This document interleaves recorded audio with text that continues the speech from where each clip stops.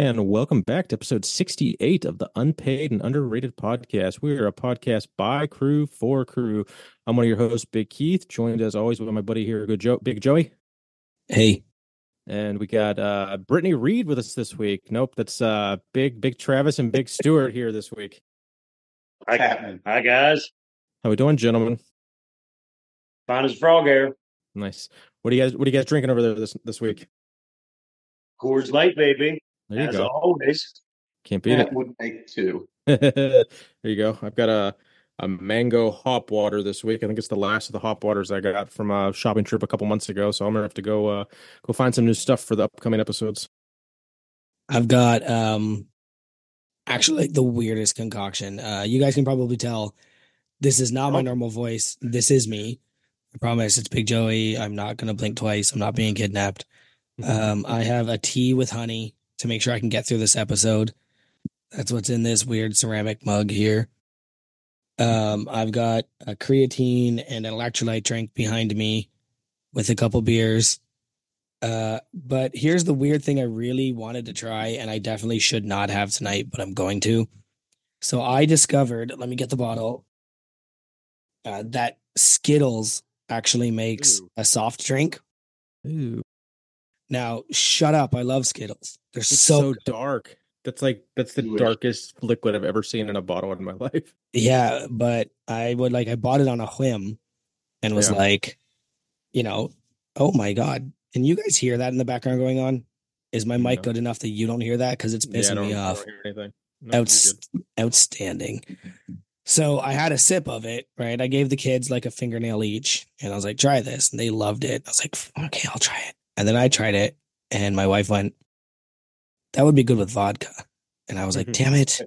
So tonight I'm having a Skittles and vodka. There you go. On ice. Just because. Why Should don't be the Jägermeister back there? Yeah, you see that too, eh?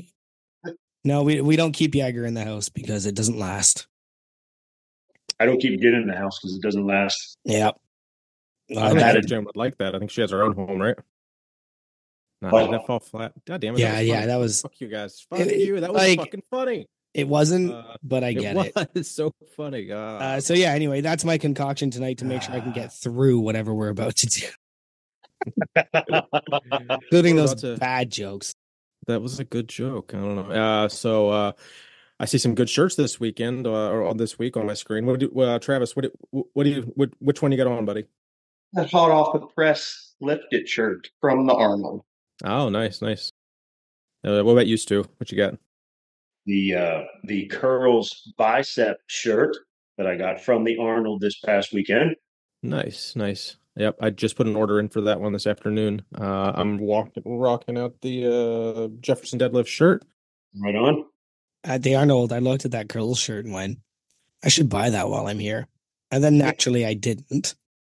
Mm-hmm. And then they put it up and I was like, well, I'm not paying for shipping. I was looking at that fucking shirt face to face. So I'm just never going to have that shirt. That's fine.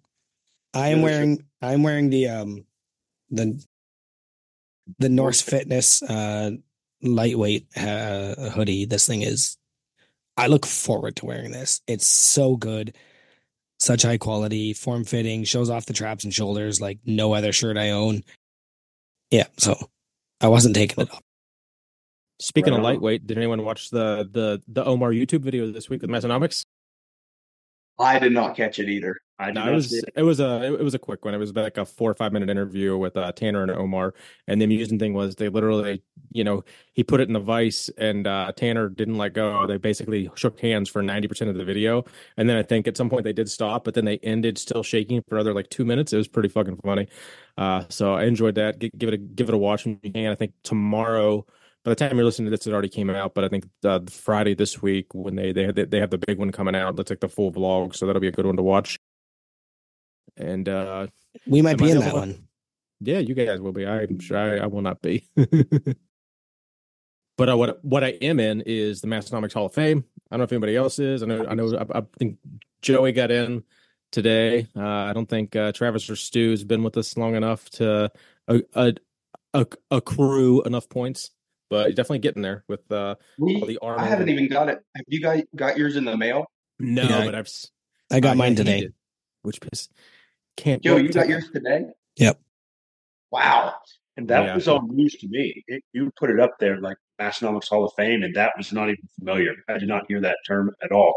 yeah. It's. I think Tanner put them in the mail Monday. I'm guessing, but there were people getting them like maybe he did mail some of them out Sunday night. I'm not sure, but there were people posting about it as early as Tuesday. I think Damager shared the whole thing, and then I was like, Wow. I did my best not to look at it, yeah, but then I just once the context clues from the Discord kind of okay, it's some kind of checklist of have you done this, have you done that, and you need to Yep. get X, Y, and Z to get to it. And I was just like, okay, cool. I'll just wait. And then like, I was like, I can't wait. So I finally went and looked at his, and I was like, all right, I I have successfully done enough to get my name on a website. So how can I do this without the card? So then I basically copy and pasted everything from the picture into a spreadsheet, and then did a checklist on the left side all the way down, and then sent that to Tanner, and he said it was good enough. And I got 14 out of 16. I think there's at least one or two other 13s, and then I think one or two 12s. I think total. So I think I'm currently I am in the lead, but it won't be long before someone edges me out. Wow. No, you're under the 12s. I know On the website, you're under the 12s. Technically, no, yeah, because that I think they did that with because they knew there was gonna be a lot of people that got 12, 13, 14, but to get 15, it's like gonna take a while, basically until a lot of us hit the 4 year mark. It's gonna be hard for people to get the off the to the 15 mark, I think. So they strategically just did it to lump everyone in under 12, but I know that I got 14. The December to remember caught you up with the 14. Yeah, for sure. Yeah. Yeah, that one Yeah. helped, and competing at Lift Hard. Well, yeah, but there's a whole list. See, I wonder if competing and attending should be the same thing, right? Like, yeah, you might have showed up. Like, I showed up as a hype man. I went all the way to Aberdeen to not compete. I think that should be a separate point. And if it you were a was. hype man, that's pretty much competing. Yeah. Oh, you mean I got you. I see. You want yeah. I see. Attending and competing, I think, should be separate things. Yeah. But also, like, there's only been one. Like, you can't like make rules around one event that happened.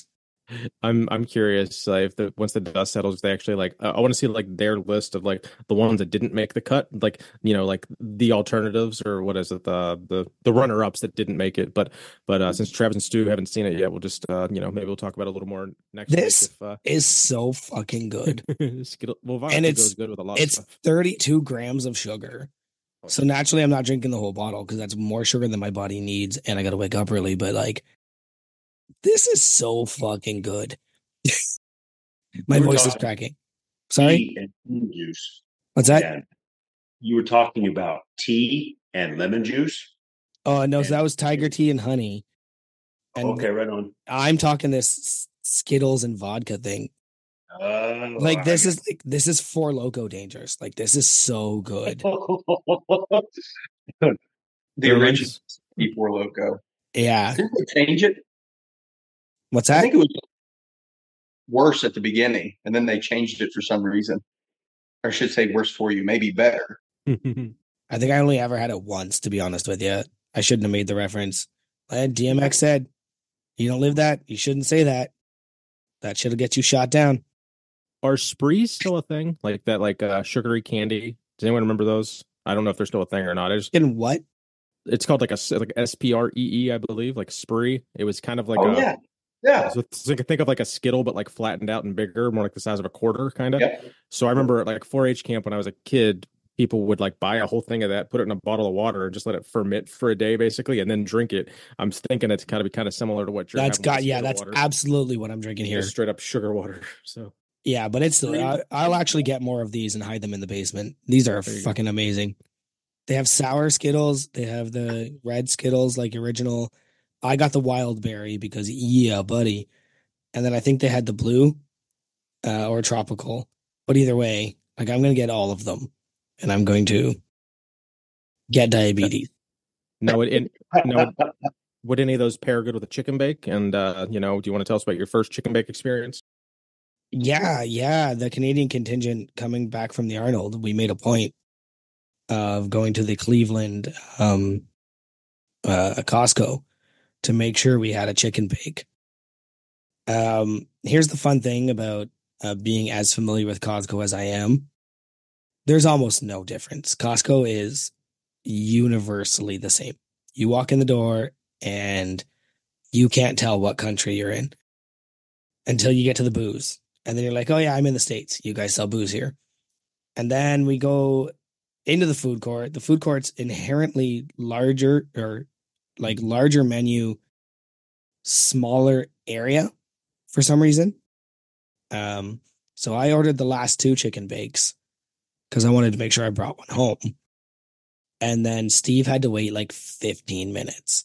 So they were not prepared to sell out of chicken bakes. I felt so bad. And then like I'm sitting there and I filmed that quick little like, all right, guys, we're going to have our first bite. Let's go. And we all have our first bite and we all kind of went, like, That's how most people feel with them. Yeah, it's a $4 chicken crusty bread thing. And then I went, God, I wish I had hot sauce. And then I remembered I did have hot sauce because I carry hot sauce on me at all times. So in my Massnomics fanny pack, I had 3 packets of Louisiana hot sauce. So we pulled those out, and you know what? Made everything way better. And Steve bought that cookie. That cookie was stupid. He's like, oh, I got one and we can all try it. And I was like, I don't want anything to do with that cookie. Yeah, bring me the churro back, damn it. Yeah, I can get a chocolate chip cookie anywhere, but that churro was pretty decent. Yeah, ironically enough, my buddy Chris and I went Sunday to the Costco a mile away, and the same thing happened. I got the chicken bake and a slice of pizza, and then like his chicken bake took him. The guy was like, "Oh, sorry, it'll be like 10 minutes." So he literally had to wait 10 minutes, and then it came out. He couldn't eat it for another 5 minutes because it was piping hot. It's molten lava. Yeah, he got a kick out. I got a kick out of that.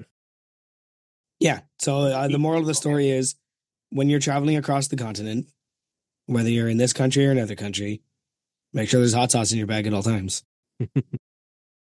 Is that your go-to?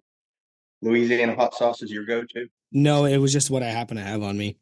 Yeah. No, my go-to.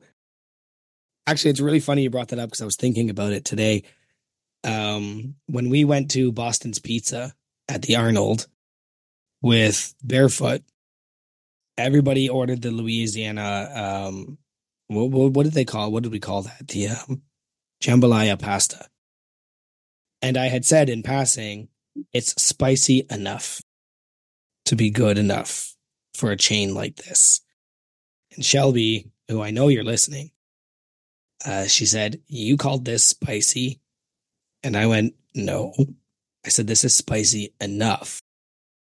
My base level of spiciness is ghost pepper.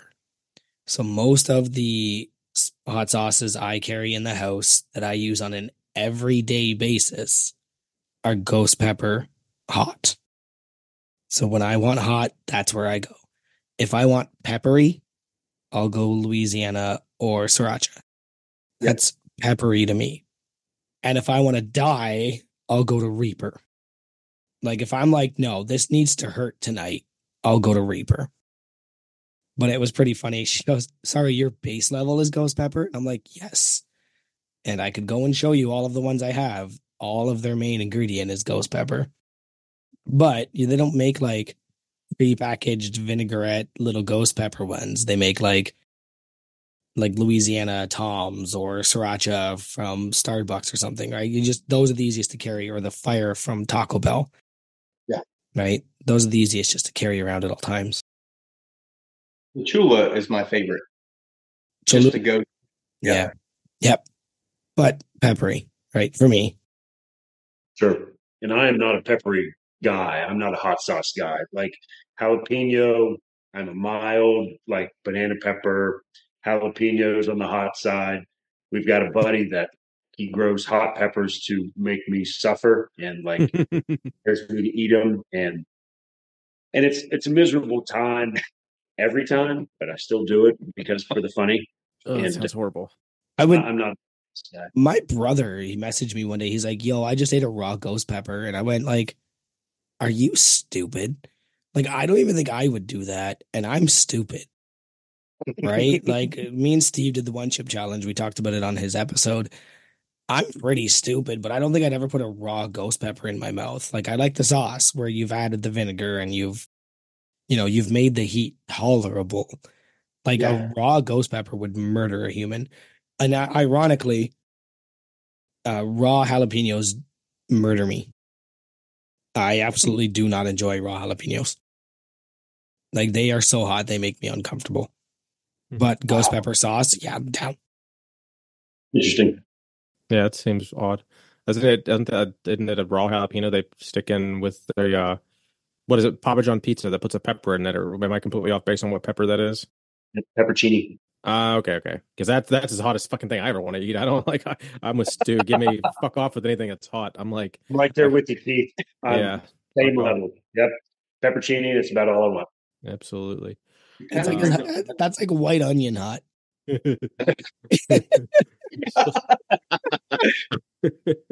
Same guy that grows the peppers. He usually finds some disgusting dish we should eat or partake of. What have they been? Surströmming. Surströmming, which Oh is God, no. yep. Yeah. That's that Icelandic shark, right? No, surströmming is it's like Putrefied I fish think or it's some herring. It's like a Okay. purified herring that is like a pressurized. It's fermented. It's fermented Yeah, herring. no, I know of it because there's that one. Then there's the one from Iceland that's like the shark did that's that one buried, too. but they're both like the smelliest and most disgusting food in the Yeah. world. The shark was worse. The shark was worse. It just tasted like those of us who have kids know what an old wet diaper smells like. Take the old wet diaper and then chew on it. Oh, Greenland. Yes. Go ahead and gag. That's what it tastes. Jesus. Yeah, Horrible. yeah. That's so- I have no patience for smells anymore. So this strumming thing, I was just like, no, I'm not gonna want nothing to do with that. The surströmming, it took some time to get, like, you had to eat it in the proper way. Yeah. Like towards the end of the night, I was kind of tuned up, and there was a $20 bet that I wouldn't eat a whole fish out of the can. I did, and immediately threw it up. Mhm. And then the joke was everybody was like, "Oh, you threw it up," and so drunk Stu Oh throwing up God. surströmming back in my mouth. Was it at least a little more mild Give that me your time? $20, bitch. That's But- 40 that time. Bizarrotron just showed up. Bizarro And traps there's too. I some could see that. drink that you're supposed to do with the Icelandic shark, and it was worse. Like that's. Do you remember what it was? It was some kind of schnapps, but I don't remember what kind it was. The drink was worse than the shark, for Yeah. sure. For me, anyway. It was bad. It was all bad. Yeah, Good no time. thanks. Yeah, no thanks. Add ghost pepper, you'll be fine. Well, that anybody get a concludes chance- the food Yep. section of this week. Yeah, I that was so. Oh no, that did remind me the shark thing and smells. I think it was second, third, fourth grade. I don't know, whatever. But like my elementary school, like every year, we like one of the classes dissected sharks. Like they took over the cafeteria for like a whole morning, and it was like dissect fucking little like forearm sized sharks. And I just remember that smell just wafting through the whole fucking school for days. It was just Now to that, hide fish. that took me back 30 years. For real. The other one that we did was lutefisk. It was the cured. It was the salted cod that was then cured in a lye solution, and it can only be made in like in Minnesota. Is the only state that is licensed to do it because it's a traditional dish, and it has enough lye that you can only eat so much of it a year before it becomes like super toxic. Is Yeah. lye. Just Yeah, lie. that can't be. You put that on your fucking ground. Like it's a It's fertilizer. like it tastes like fish jello. It has a very gelatinous texture. It's very strange. It doesn't taste bad. Texture is very weird. Bad. More of the weird fish hobbies or weird food hobbies that we have. Minnesota's fucking wild. Yes. Well, I All think I'm pretty sure the boys were driving through Minnesota when they were doing part of the podcast that came out this week. Did everyone have a chance to catch the Arnold podcast where they were driving back in Tanner's truck and just shot the shit for an hour and a half? Yep. That was a good one. What if you had to give it on a scale of 1 to 5 Mastonomics Gym iPod touches? What would you guys give it if you had to, give it a little rating? We were featured on that discussion, You so were very heavily. I'm going to give it a five. Five iPod touches. Are these wet touches or are they like dry touches? I mean, I guess it depends on what you're touching. No, those iPods didn't work if there was any moisture on your hands. I could see that. Understood. Yeah, those click wheels, they did not function. What about you, Trav? What do you think, buddy? I have to agree with the five. Yeah, five iPod touches, just because of the whole atmosphere of the truck ride, and of course mentioning us. Yeah. I can so I think I listened to it on YouTube while I was just sitting at the house playing video games. And then for some reason like my podcast app will still download it because it doesn't know that it's to it on YouTube. And I think it auto played it the other day and I was like, holy fuck, this audio is horrible. I didn't like in comparison to like I didn't notice it on the YouTube video, but I think like listening back to it, I think it was still very like it was a cool thing that they did. I think they could definitely do that every year. I just it almost sounded like my first 30 episodes with that audio and the mic not hooked up. But yep, I agree. What about you, Joey? I was also featured pretty heavily on that. Yes. Because me showing up to the Arnold is apparently a fun deal. Regret not seeing you guys, but I think you guys were there on the Friday and I was there on the Saturday, right? So correct. Yeah, that would track. And apparently I met a bunch of other people who I'll never remember because, they would walk away and somebody would go, that person was Crew. And I'm like, are you fucking kidding me? But I was a little annoyed that when Tanner was talking about all of his guest appearances, he didn't talk about being on our podcast. I know, right? I caught that. Right? So because of that, I'm only going to give it 5. Mastonomics Gym iPod touches. I think he did hit on it, but maybe not. I don't know. No, he didn't. Not at all because I was waiting for it. Yeah. I remember Huck Finn definitely didn't hit on it in any of his 17 hours of recapping between his 3 different podcasts. Because I was like, is he going to mention that? Because it was kind of cool, but no. And at one point, I think he was like, he said that he was like, "There's my buddy Joey," and then he went on to tell a story about meeting Joey Satzmeyer, not Joey Malesko. And I was like, okay, that tracks. No, he has no fucking clue. Karen knows who I am more than he does. Well, I think we're at that time, boys. Does the West Virginia boys have a Mastonomic sponsor read for us they want to help us out with? I do. Get ready for this. Hang on. I was born ready. I am ready. This podcast is brought to you by Lift Hard Stength Club, Mastonomic's sister gym in North Central West by God, Virginia, where if you're not belittled as a man, woman, or human when you walk up to the door, we actually don't like you. Where Coors flows like the waters of the Cheat River. So, if you want to get strong, stay strong, learn how to use your strength, whether young or old, Lift Hard Stength Club is the place for you. All Mastonomic silly geesery is welcome. Because without Mastonomics, we're all just a bunch of gym nerds. Come see us at Lift Hard Stength Club and use code LIVEEASY for a complimentary, cool, crisp, and refreshing Coors Light Lager. Now back to our fellow mountaineer, Keith Honeycutt, and some Canadian. That was awesome. I enjoyed that immensely, gentlemen. I think it is time to kick out these looky-loos and get our guests on the horn, Joey. What do you think? As long as it's the guests and not the twins. Yeah, we can't have... Yeah, it's good stuff. I've been at the ID check here, checking an ID at the door. That's Need right. Eddie, our bouncer. Yeah, so let's have it, boys. Is this actually Travis and Stu, or is this the guys I was texting and emailing for all the dirty secrets about you? We'll never know. We did think about having Stewart's twin pop up behind this bench. We didn't want him sitting back there for like an hour. Yeah. We laughed a lot about that. Yeah.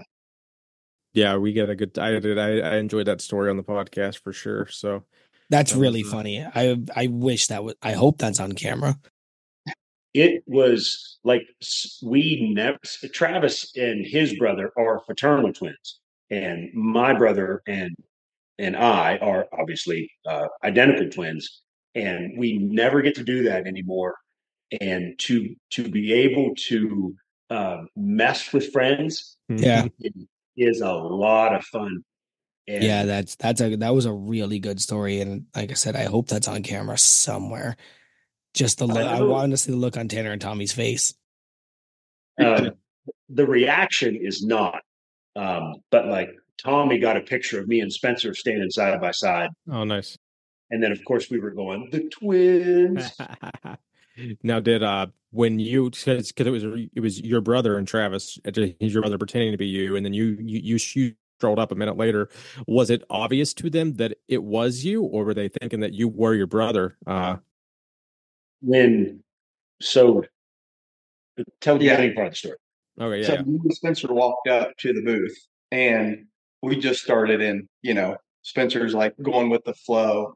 And I kind of got the impression that Tommy might have thought something was off, just how Spencer was talking, yeah. different than Stewart. But then right at that point, we were still in conversation. Stewart's holding the barbell we're giving them, which he carried through Columbus and into the Arnold. Uh, and he caught sight of him, and it was just like a look of like pure confusion. No idea what was going on. Yeah, I walked up to the booth and just held the barbell like a staff and just stood there and looked at Tommy for a minute. And Tommy looked at me and he's like, "Oh, you brought the barbell." And then he paused and looked at Spencer and he looked at me and he was like, "What just happened?" And That's then funny. I shook Tommy's hand and said hi to him. And then he grabbed Tanner. He's like, "Hey, Tanner, look." And then Tanner looked at me and he's like, "Whoa!" And then he looked at Spencer and he looked at me, and then we all laughed, and it was a really good time. That is, and it's so more timely with the whole twins thing. It's been blowing up the last, well, Oh, for Yeah. a sure. minute now. Like if it wasn't, I wonder if because we had talked because it was almost. Well, I'm trying to think. Was there any crew talk, or were there any twins talk before Crew's fall? Because I feel like you, like I definitely either was part of or overheard conversations of like you, Travis, Tanner, Tommy, like Yeah. just the twin talk. So I'm curious if I can't remember if they started talking about twins before or after that. Oh man, It that's was after. yeah. I mean, I'm Uh, curious if you guys made laid a little bit of that groundwork for the twins, or if it was just some random offhand comment someone made in the Discord. I really don't remember. How long can the twin talk go on, you think? Oh well, twice as long as it should probably. If I know anything about us, yeah, it'll go on longer than it should. I've never It's met like a your dead mom joke. horse. Never gets old. In Oh fact, today I was driving home from dinner and that fucking Twins song came on my like random playlist on my Apple Music. yeah. And it's that remix or whatever that who was it that posted that? That was it Dodds or Aaron? I'm And not sure. I just turned to Morgan and I was like what world are we in?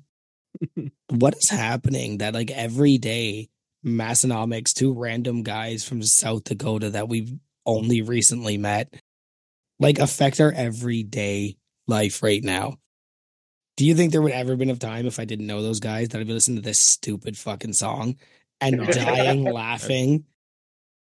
Never. No, no way. I would have heard that and been like, this is the dumbest thing in the world. I'm never listening to this again. But anyway, well, we know it's the twins that keeps us here, but what is it that brought you guys here? If the story coincides, feel free to, tell it together. If one of you came first, how did the first of you find Massonomics and all that? I just want to hear it all.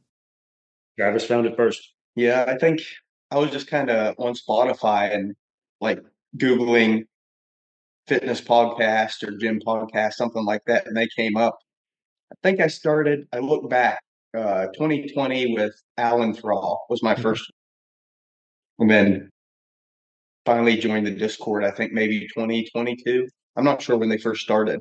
Uh, Mid 2021, I think. I joined December 2021, and I was like 3 or 4 months behind the Discord because like all my buddies were in it, but I was too fucking cheap to sign up. And then I was like, I gotta get in. Yeah. I listened for a while and just kind of hung back for some reason. Yeah. And I think I introduced Stuart. It was on a kayak trip, and it was John Anderson's. Is that Oh right? No, God, that was such was a it Is it John Anderson? Yeah, John Anderson. Yeah. Yeah, I Yeah. think Tanner might have got one question in, and John just he Yeah. wouldn't. Yeah, Awesome.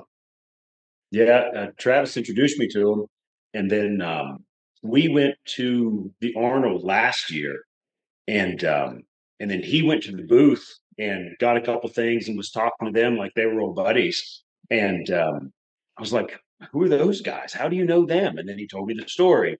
He was like on the Discord, and I was like, "Oh, that sounds pretty cool." And I'm not going to lie, when I first started listening to them, I was not into that style of podcast yet. And I was like, nah, it's not for me.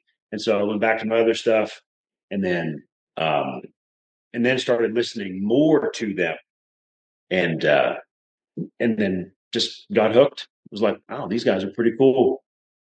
nice. Well, it's just crazy. Like they'll be talking about something, and the week their podcast comes out, that same week, me and Stuart had been talking about the same thing. Stuart got gout one time. It was the same week Tanner had gout, I had gout.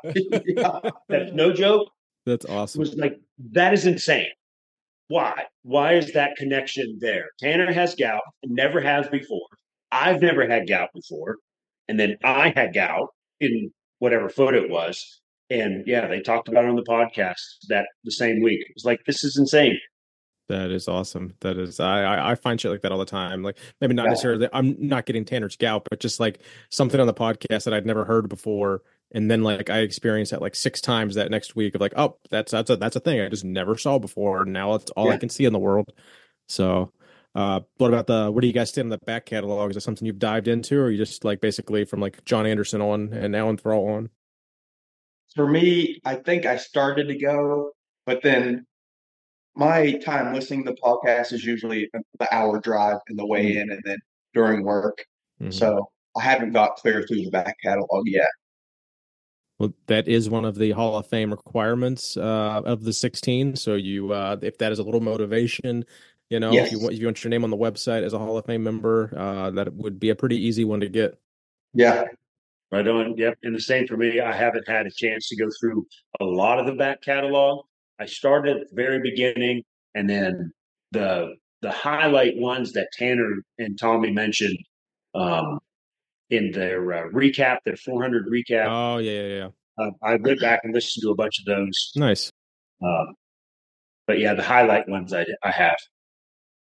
I love it. So if anyone wants to find either of you guys on Instagram, Discord, as well as your gym, go ahead and hit us now. So if anyone's listening, they can pause and go start following you.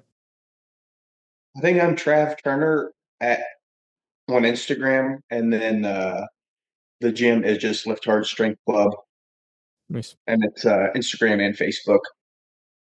The gym one is. And I am not on any social media. I have never had a Facebook page, an Instagram page. I've never had any of it. Wow. So that join a Discord was pretty big for you then. That's like Yeah, that's Discord. Discord it's was the social media adjacent. I mean, it's pretty much there. yes, that is the only social media adjacent thing that I am a part of. That is it. I You didn't have describe AO. I describe Discord as like the old MSN chat rooms, right? Yeah, Like yeah. you could just go in and just like find like dogs or cats or obviously I'm being facetious here. The shit was crazy back then. That But cat's like that. like you would go in and just find a room and just go in and chat with people. Yep. And that's when like people my age are like, I don't want to learn Discord. I was like, oh, trust me, you already know. You are already aware. Nope. So about the gym, I mean, that's the only reason that's the only reason you guys are on. Not really. No, I think we had scheduled this episode in Crew Falls in December, and I don't even know if I think you guys had just maybe signed a lease maybe at that point, or it was still a thought in December. So if you want to, the listeners want to hear about the gym, so tell us your experience. So started a home gym during COVID. Like the week before everything shut down, I was like, they're going to shut down gyms. I could just see it happening. So started buying equipment and set up a little gym in a 12 by 20 shed, pretty much garage. That lasted till, yeah, that had to be in 2020. So that lasted until January. Um, And I had kind of thrown around the thought of a gym if I could find a building at the right price, right location. So then there was one actually over in Kingwood, like down the street that I called about, and it had wood floors, which was a big drawback, right? So I was asked, we were in the hot tub one day at Stewart's house, and I was like, man, I wonder. Hey. After training recovery. Yes. So Just a couple of dudes in a hot tub. Ask him about the building like 2 doors down from his house. And they're like, do you ever talk to that guy? He's like, yeah, he's my neighbor. He's got the apartments next door, and then he's got that building. And so Stewart took it from there pretty much. Yeah, I met up with him, and we walked through the building, and I was like, there were no lights on, the power was shut off, and I'm like, this place would be awesome because that I'm tall, and so in Travis's garage, I couldn't do any overheads until like I was in between rafters, and then I could actually do some overhead work. And so I walk through. The ceilings are 15 feet high until you get to the back, and that's where we have all of the like deadlift platform back there, the stone over bars back there, and I was like, this would be perfect. It would be awesome. And then so I walked through this with the landlord, and then we went to Crew Falls, and we got to talk about it on the airplane. We thought about it. And then once we got back from Crew Falls, then the ball started rolling. Travis came and toured the gym. We both were like, let's think about this. After we had walked through it, it's like we could put this here, the squat racks here. We could do like a cardio room and dumbbells up here. We could we kind of got a rough idea of what we could do, and then we just thought about it. And then it was like a week later, message Ray again, like, let's go through with this. And then we started moving stuff over after we did some painting. And yeah, and it all came together pretty fast, really fast. Like, yeah, no, for sure. We were looking back through pictures, and it was like the middle of January. We bought our first big load of stall mats and started moving stall mats through a man door. That is that we laughed the entire time thinking about the strongman event for this year's Lift Hard Live Easy strongman. Like, oh, just what if there is a horse stall moving event? We've got this. There better be, damn it. Yeah. And it was also like the week it was below zero here. So that was extra fun. We got to move in snow covered stall mats that were frozen. Yeah, it didn't have much wind to them. Yeah. Mm-hmm. We cleaned out 3 Tractor Supplies in the area of all of their stall mats. Yeah, we're able to find matching like textured ones, because that's the hardest part I find. If you go to different Tractor Supplies or you go a year later, I've seen 4 different fucking designs of stall mats over the past 10 years, and it's a pain in the ass. These are all pretty well matched, except for we got some from a buddy. He had them at a farm. So we picked those up for free, and they're a little bit different, but they're kind of toward the back, so you really don't notice. Can't beat the price. Yeah. And then we kind of doubled up the deadlift platform area and the overhead area. So we've kind of put the ugly ones underneath to hide them. It came together fast. I think, a month we were in from start to finish. Yeah. I do think it's very important that when you deadlift it on something pretty. Fast. Yes, yeah. Yeah, absolutely. Like, I know, like, when I'm absolutely hauling weight, the first thing I think of is, I hope the ground underneath me looks good. You're exactly right. They match the Lift Hard Strength Club sentiments as well. I might have missed this because I had to dip out for a second. Are you on a basement level or a ground level? Ground level. Yep. Okay, so like what is your flooring? Like is there somebody underneath you? No. Concrete. Concrete on it's slab on grade. Oh, okay. All right. Yeah, all right. So it's not that big of a deal. Like you don't need 6 levels Yeah. of padding or anything. Okay, good. No, the stall mats essentially were for the look. Yeah. We wanted stall mats really for a runway. We based the whole layout of the gym. We wanted to center runway to do moving events for moving events for strongman. And so the gym is 64 feet long. So we have a 64-foot runway with um, trim that lays out the runway, stall mats in the center, and then from there, the rest of the stall mats were just for uniformity to Mhm. have finished floor in the gym. That makes So sense. Yeah, I know that because like in my basement, I have some like I don't have stall mats. I just have rubber padding. But I also like it's a basement, and sometimes I worry that I'm shaking the whole damn house. And that's I was just wondering like how uniform did it have to be? But have to also, be. I don't know shit about home gyms or building gyms. I lift the weight and put it back down again. Big dumb Canadian. So, Big Tanner wanted to know a couple things about the gym experience since, I hear he has a gym of his own. He wants to know the funnest part and the hardest part. So you guys can pick who answers which one of those. Funnest and hardest. I think the funnest for me is like we have cameras in here, but just seeing the gym getting used by the members. And I mean, that's the funnest part to me, just seeing people use equipment and getting in here, working out. Um, I think the worst part is usually I come before work and just do a run through, like see what needs addressed. Like, is there shit in the toilet? Is there dirt tracked through the whole entire gym? Um, but it's been good. Like our members are great so far. A little bit of mud here and there, but nobody really tracks it through the gym. It's mainly on the mats when you walk in. So far it's been pretty smooth sailing.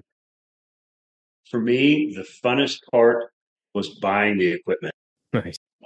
It was personally, it was emailing Grant, getting the order for what we needed, and getting that order of plates in. That first order, Travis took care of ordering all of the racks and all of the other equipment to make everything match.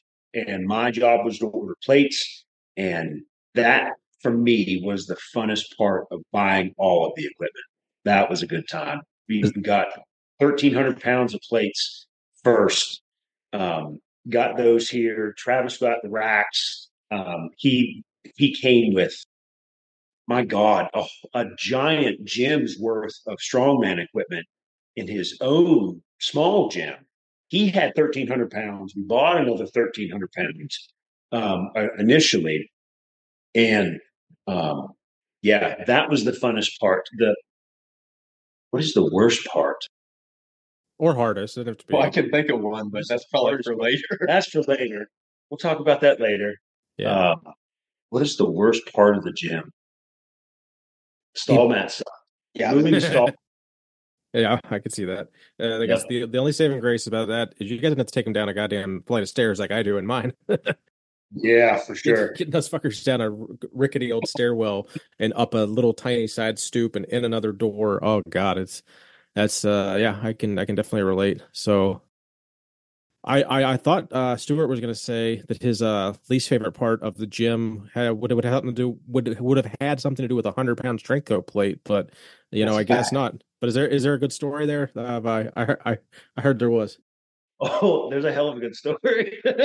I'll lay the groundwork here. Yeah, yeah. So, Stewart ordered the plates. He took everything, all the communication with Grant was Stewart.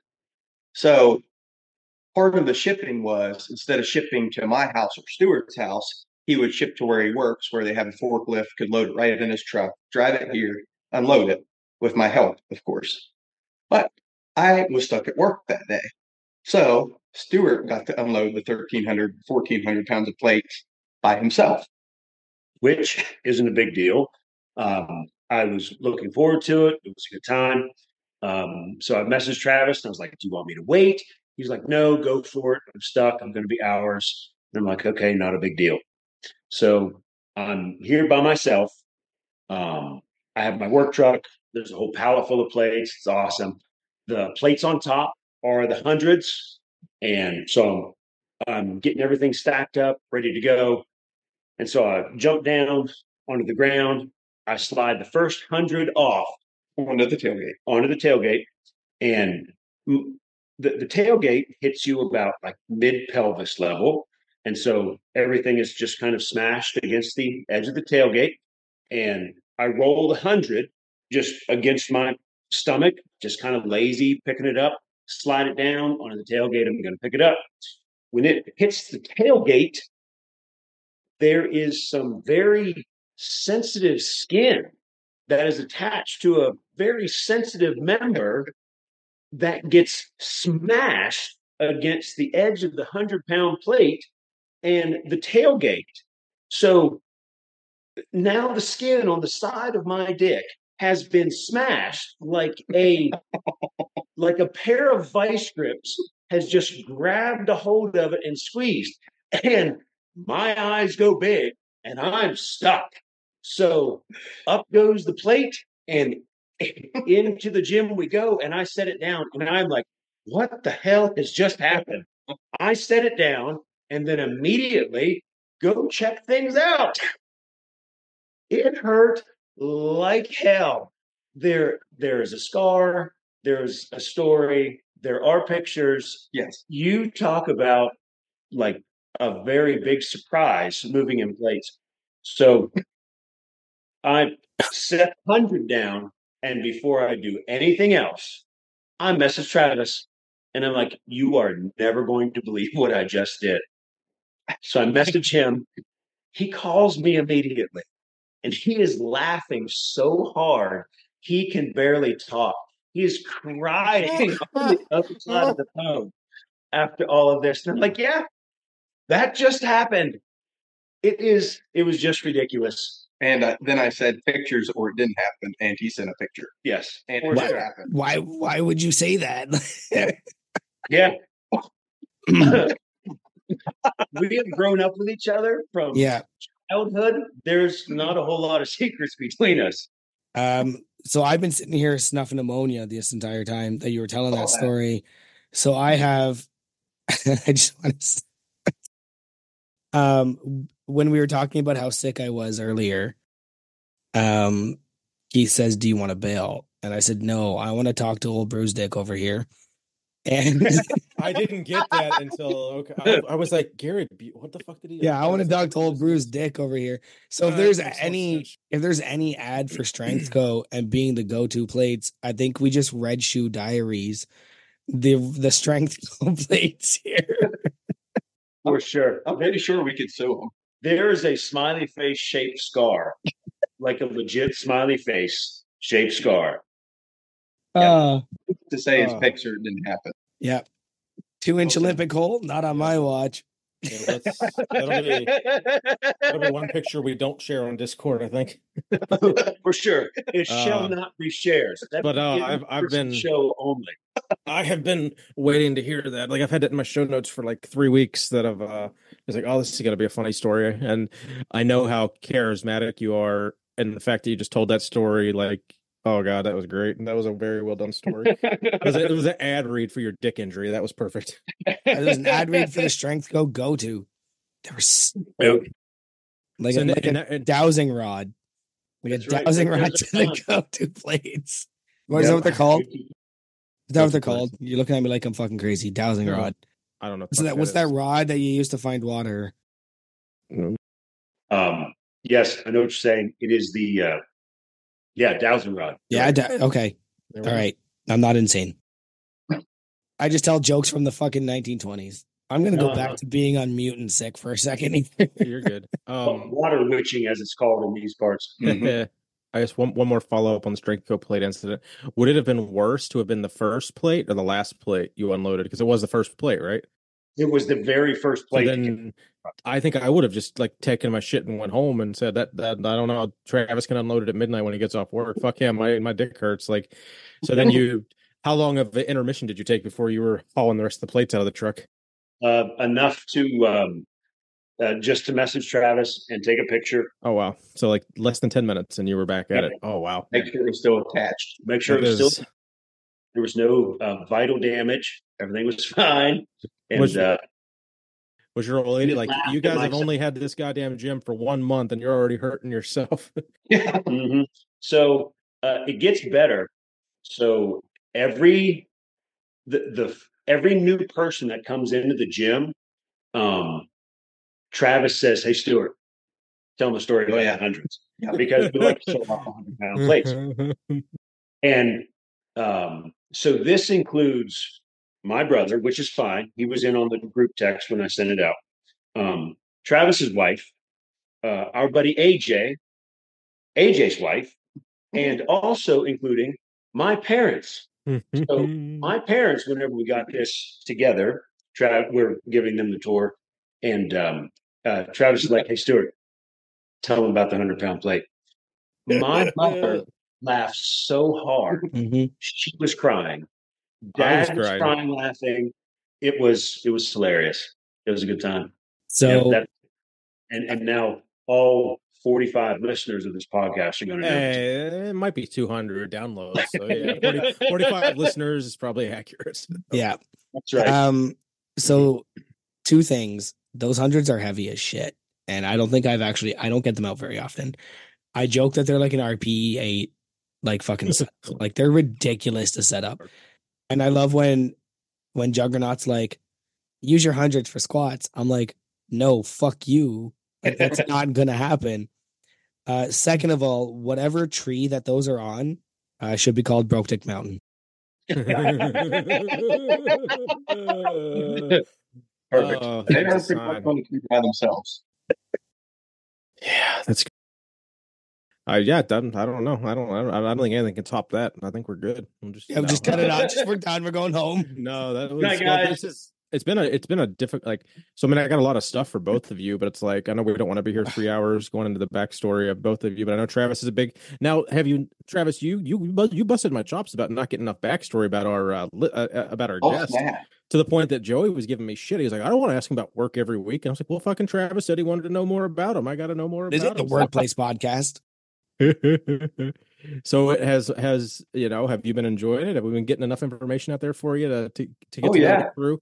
Because you guys are coming out to Lift Hard. So do you feel like I think I did the math the other day. I think currently there's approximately 30 or so people that have been on the podcast that'll be there, and there'll be essentially 40-ish by the time the July rolls around.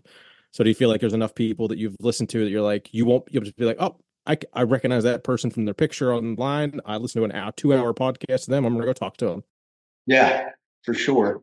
And I mean, even with like having the gym and then you guys putting it out there and Massonomics putting it out there, so many people, have followed it. Crew members have followed it. It's just Nice. kind of neat to see everybody like the page and communicate with them that way too. Yeah, that's awesome. And anything we can do to help, I always like, I know the struggle of having a gym. Well, I mean, I have a home gym page, but having 2 Instagrams and trying to shuffle back and Yeah. forth, and grow your community on that. That's not the easiest thing. Yeah. So, has your guys' membership kind of where you expected it to be? You're trying to, or are you like, oh shit, we got to, start, cutting our prices, or are you kind of where you want to be to cover rent and just have fun? Yeah. So when we started, we paid for a year rent up front because we didn't want to be in a rush to get members. And we knew if we didn't do that, we'd be panicking to get members in. So that just had taken a lot off the worry. But Off. Now they're taking off Stu's dick, right? yeah. I think we're up to 14 right now. Okay. And we really haven't advertised much. We're kind of in a spot. It's right next to a hiking trail and biking trail. So we're in a good spot. And like I said, we have a little sign on the door here, but other than that, if you're not looking for it, you're not going to know where it is. Mm-hmm. I think once probably around April, we'll put a sign out front and kind of advertise a little bit more. But we'll probably, I think we've talked about capping it at like 30, Okay. just because of space. Yeah. And everybody seems to be in between 3 and 7 or 9. So That night, I'm assuming no one's coming in at 3 a.m. no, Okay. Well, I know. Yeah. I mean, you get a lot of the gyms where you do have that 4 or 5 a.m. crowd. So Yeah, sure. Here, not so far yet, which Okay. is kind of surprising. It's been mainly just like Stuart's parents are the earliest ones that come in. They're 9:30, 10 every day. They started training and kind of doing a 3x5 workout, Sweet. like a starting strength style workout. So it's been good so far. My parents are in their 70s. Dad turned 72 today, in fact. Happy birthday. And Travis and I, we helped get them lined out with an easy program, like you said, starting strength, just simple, get stronger, use the equipment. And they come in 3 days a week, about what, 10 or 11? Yeah. Did you say that already? Yeah, 9:30, 10, somewhere in there. Something like that. And they love it. And that's we aren't trying to be a meathead gym entirely. It's like if there are older folks that want to get stronger, awesome. We will show you how to do that. If there's anybody who wants to get stronger, that's what we are about. And don't be a douchebag when you're in the gym. There's only 2 requirements: get strong, don't be a douche. Yep. Love it. Love it. I have similar agendas here, so can definitely relate to that. So you guys are from Preston County, West Virginia, Kingwood specifically. Ironically enough, if no one knows, I'm from Morgantown, West Virginia, a half hour-ish away from where these boys are sitting right now. Right. I think you guys are both just a couple years older than me, right? So I was class of 04. You guys were like 02 or 01 or something, right? I was 2000. Okay. Yeah, so we literally were in the same like sphere, for a good several years. So that's kind of ironic. And then, I moved away in 08, and then, we found each other in fucking, Crew Falls, South Dakota, 20 years later. So I really enjoyed that whole philosophy. So, or that, that whole story in general. And then, just meeting you guys, at Crew Falls and just hearing that Southern twang dialect that I only hear when I'm around family. It was just cool. Like I don't think I think outside of like when I go home to see family, like once or twice a year, more like once every 2 years, honestly, as of late. But just hearing some familiar, accents was just very, very cool to experience this winter. Yeah. Fun fact, my sister-in-law is from Jamestown, New York. I know it's not close to Rochester, but she's from Jamestown. And my mother is from Miller, South Dakota. And Oh, I remember. Yeah, I remember talking about that. In Jack Nate's truck, I think we were here. I think we were hearing that story about how she had the South Dakota ties. Yeah, I do believe that. And you're both coming out to Lift Hard, Live Easy. You're both doing strongman, right? Yep. Nice. So that'll be fun. I was going to say we both for U.S. Strongman, we both competed this past year, and we both won our categories, and so we both qualified to go to nationals this year for U.S. Strongman, and we neither of us chose to go to nationals because the Lift Hard, Live Easy was going to be more fun. It was like one or the other, and Lift Hard, Live Easy was going to be the fun factor rather than go to nationals and compete. Good choice. Yeah, it's going to be a lot of fun. Looking forward to it. Can confirm. Anything jumping out at you want to talk about, Joey?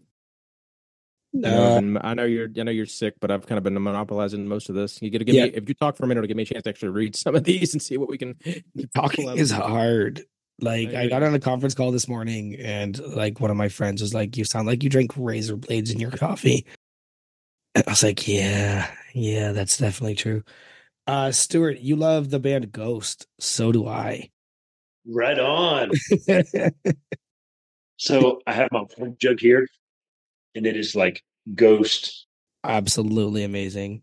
Yeah, I have Ghost. that the upside down G there. I have that on my coat, on my smoking jacket. Right on. That is Papa Emeritus the Second. That is his ghost. Yes. What's your favorite Papa? Oh, I'm gonna go with three. Yeah. Yep, the Meliora days. That was my fave. Really got into them. Well, I didn't really even get into them until Kiss the Go Goat. No, right on. I just never Yeah, understood it. Like I never got it. Like all my metalhead friends were like, "You got to listen to this band," and I was like, "No, they're not metal." And then when that song came out, like just something clicked, and then I was like, yeah. "Oh, I get it now." And now I'm just such a huge fan of them. Oh yeah. I wish I knew them from the beginning. I mean, I obviously went through all the back catalog, and that is like on my Spotify this year. I was like the 0.07 percentile worldwide of Ghost listeners. The number one of number one. Yep. Like I've seen them twice in concert. I will see them again the next time they come around. The Impera album is just Mm. awesome. I have listened to that 100 times. It just doesn't get old. Um, yeah, I, I love Ghost. My I, brother makes is like I even said like they're like a heavy ABBA, and yep. that was the worst ammo to give him ever. He makes fun of me a lot. He's not a music guy anymore. But yeah, big Ghost fan. Love Ghost. Yeah, that's actually a good description. Heavy ABBA. For sure. So Travis, I see here you like a good ice bath after your workout, and I know you already mentioned your hot tubs. Do you have a cold plunge as well? So mine is pretty much a stock tank with a little circulation pump, and we buy ice when we're ready to do the cold tub. But Mhm. usually, mainly it's the hot tub, and then Gotcha. cold tub there to the side. Nice. And then one of the things they say, well, I always send questionnaires out, but it's just, your friends and family gave me a lot of information. I'm just trying to kind of like go through it all, but just, pick out some things that I think will just be, funny. You dislike mud extremely immensely. Now, I know Oh you yeah. had mentioned, mud on the stall mats, but I think this goes much deeper than some people tracking mud into the foyer. So, what is your aversion to mud? Well, I hate mud of all sorts. Any type of mud, I hate. I hate it on vehicles, but where my real hate came from was when we were moving some free stall mats into this gym that came from a farm that was covered in mud. Hmm. So we already had our nice runway down, clean stall mats, and uh, we had to drag these muddy mats clear to the back of the gym over the nice clean mats. Why didn't And you go to the damn car wash first? well, it was like 0 degrees. Oh, okay, yeah, yeah. So they had to get inside regardless and deal with it later. Okay. So we're trying to cut muddy mats, put muddy mats throughout the gym, and then mop them later. It was bad. Travis is covered in mud. His jeans are muddy. His Yeah. hands are muddy. The sweatshirt he has on is muddy. And every time he moves, Makes he it just worse. holds his hands up and he's like, I hate mud. Like he's cutting something and his knife breaks off and just it's muddy. Yeah. And everything is muddy. It's not that much either. It's like it's a little bit of wet dirt. Mhm. Now is He it he is losing his mind, and I am laughing my ass off at Travis. Don't get me wrong. I hate mud too, but not to this guy's level. Yeah. It is hilarious to see him go, God, I hate mud. Every 30 seconds, Yeah. 40 seconds for like 2 hours while we're moving mats. I actually God, I got hate tired mud. of hearing myself say that. That's bad when you get tired of hearing yourself say something. But in your defense, I will say, as someone, as a native West Virginian and North Central West Virginia to be specific, I have a lot of experience with the dirt around there. And Yeah. I don't from my memory, we had bought a house that had my parents had bought a house where the foundation was collapsed basically. So we got like a very good deal on it. And we dug out the whole perimeter of the house and put a whole new foundation and everything.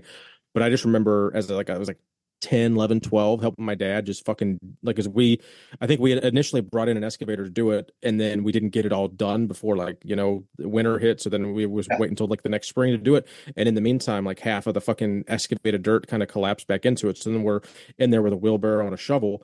And this isn't like dirt. This is fucking red clay.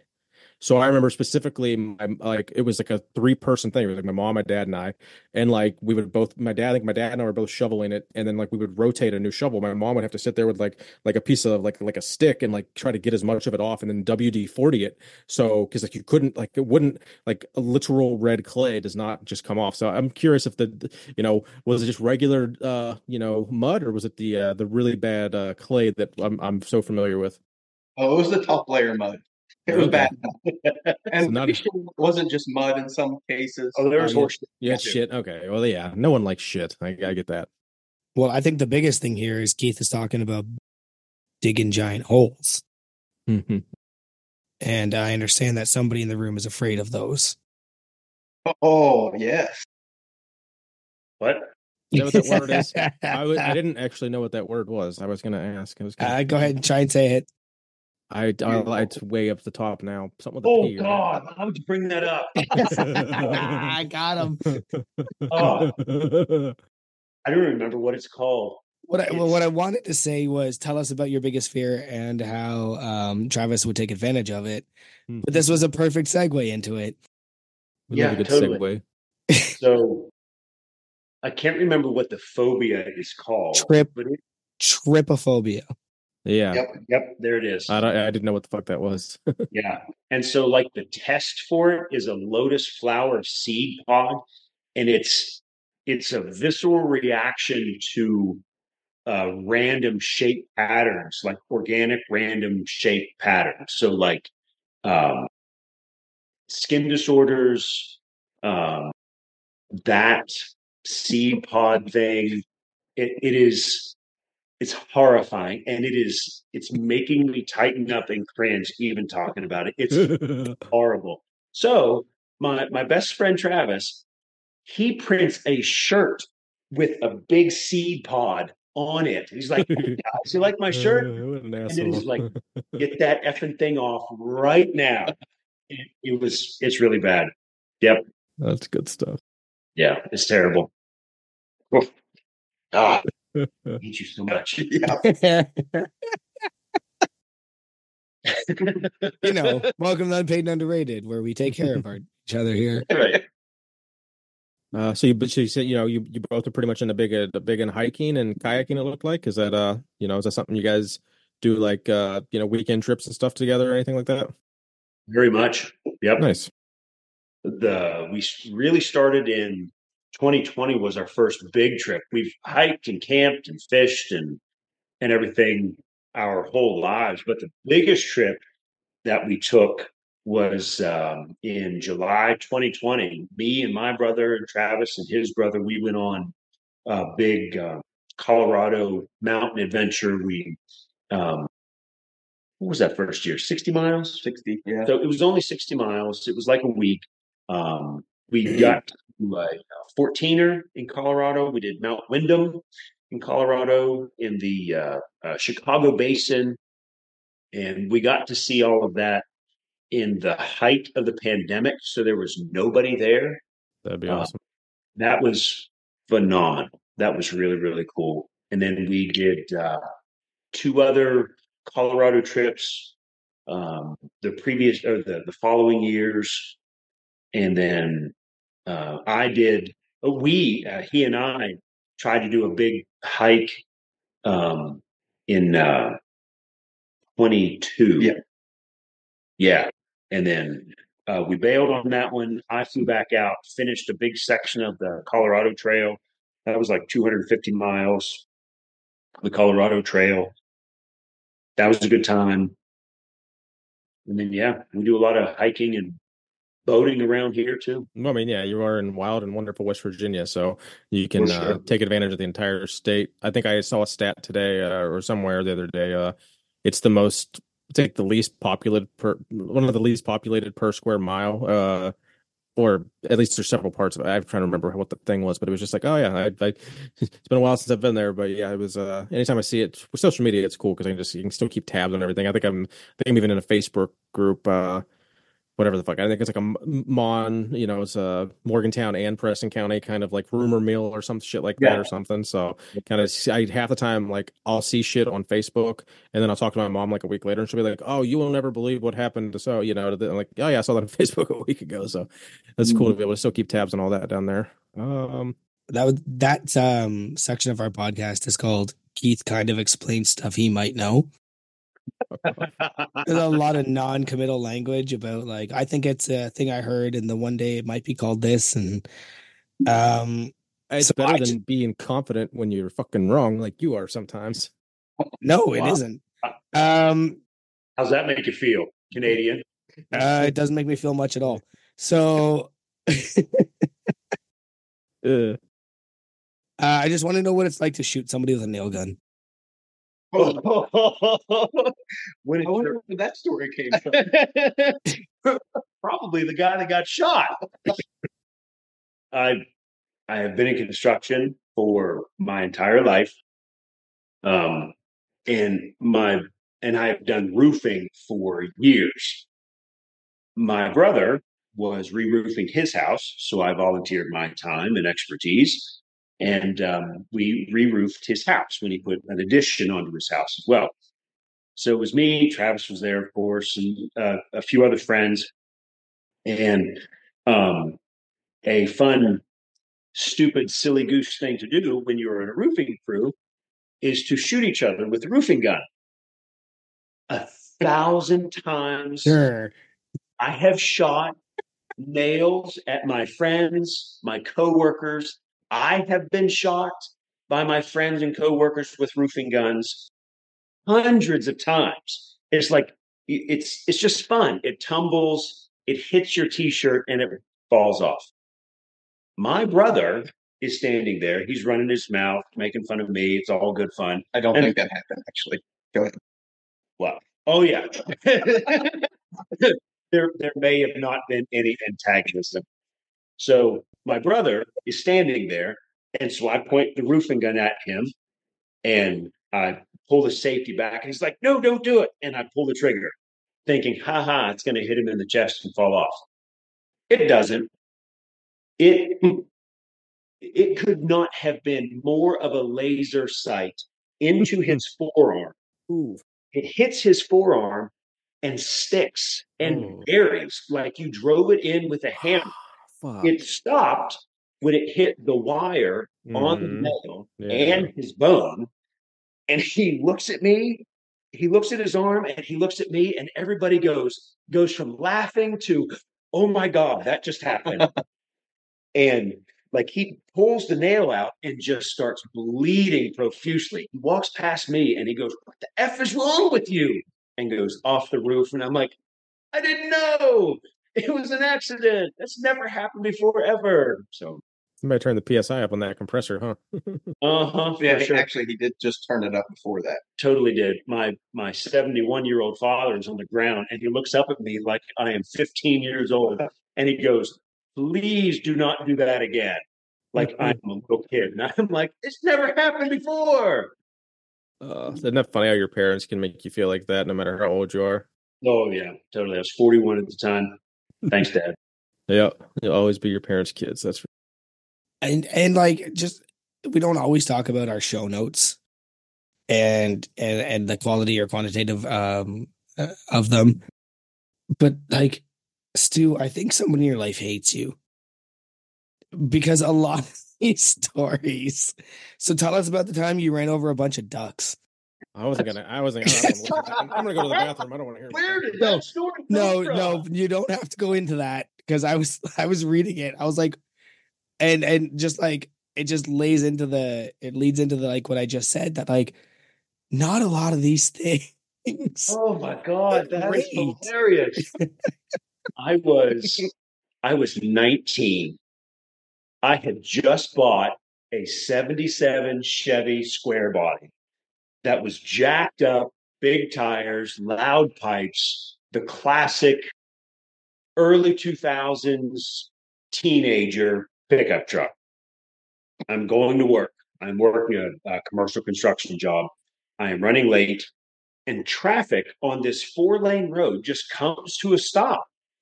And so I'm in this lane of traffic, and there's a big long line, and everybody stopped out of respect for something. So I'm like, I got to get to work.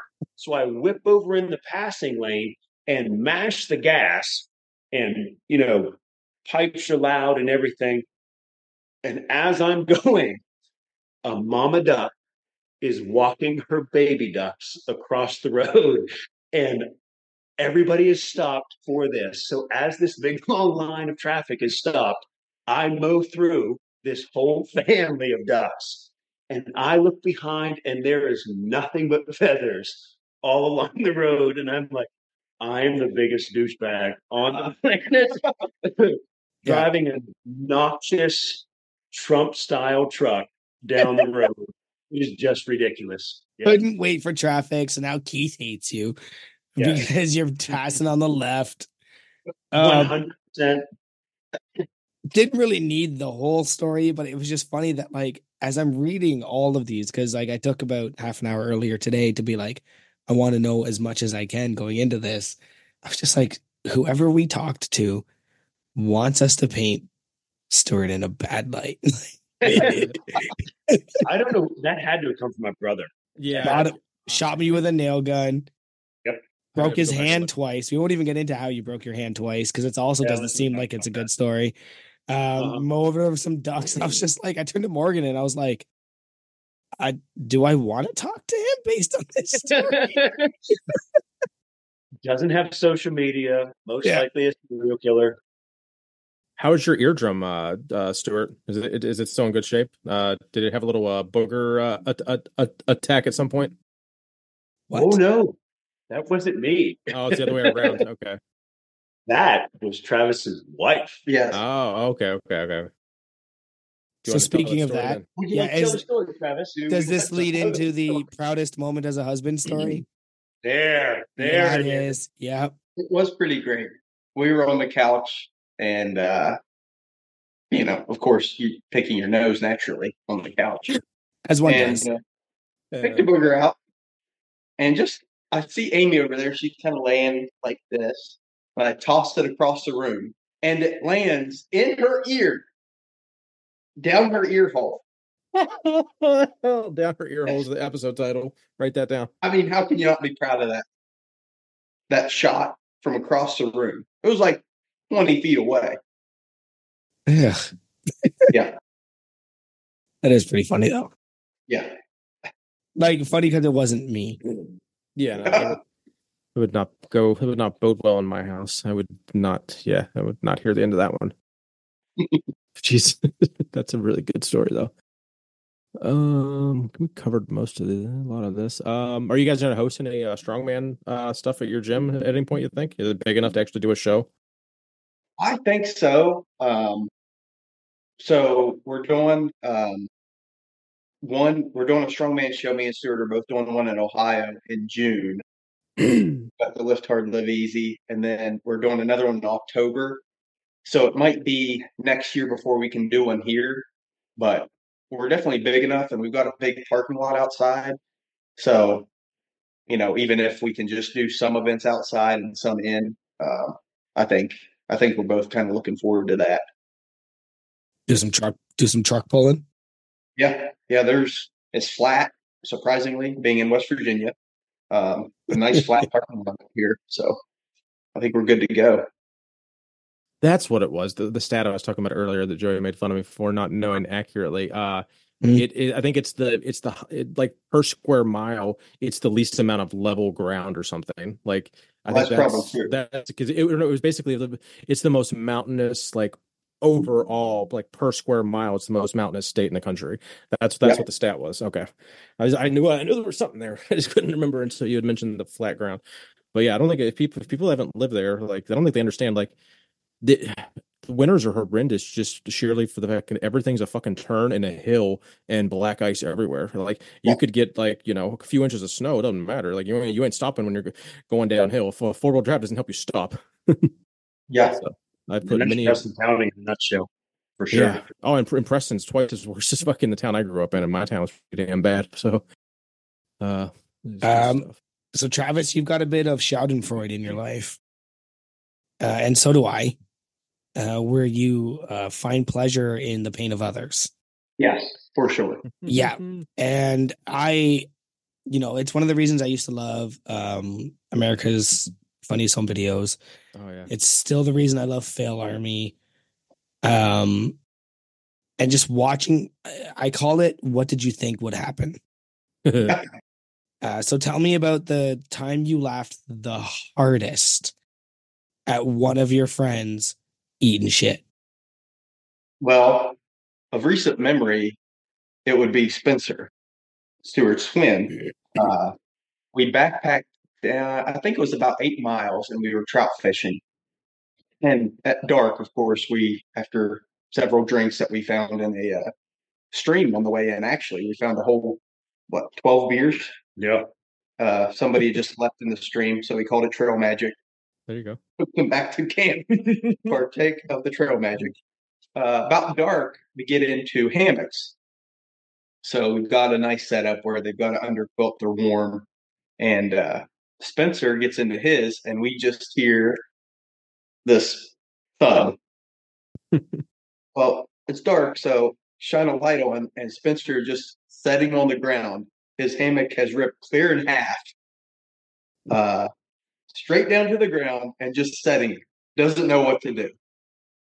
So that would be a recent memory the funniest, other than Stewart, smashing his wiener. But Travis was laughing so hard at Spencer on the ground. He was crying. He could not. He couldn't talk. yeah, Spencer, when that hammock tore apart, like we were in our separate hammocks on different trees, and it's totally dark, and all of a sudden we hear Spencer go, "Oh shit!"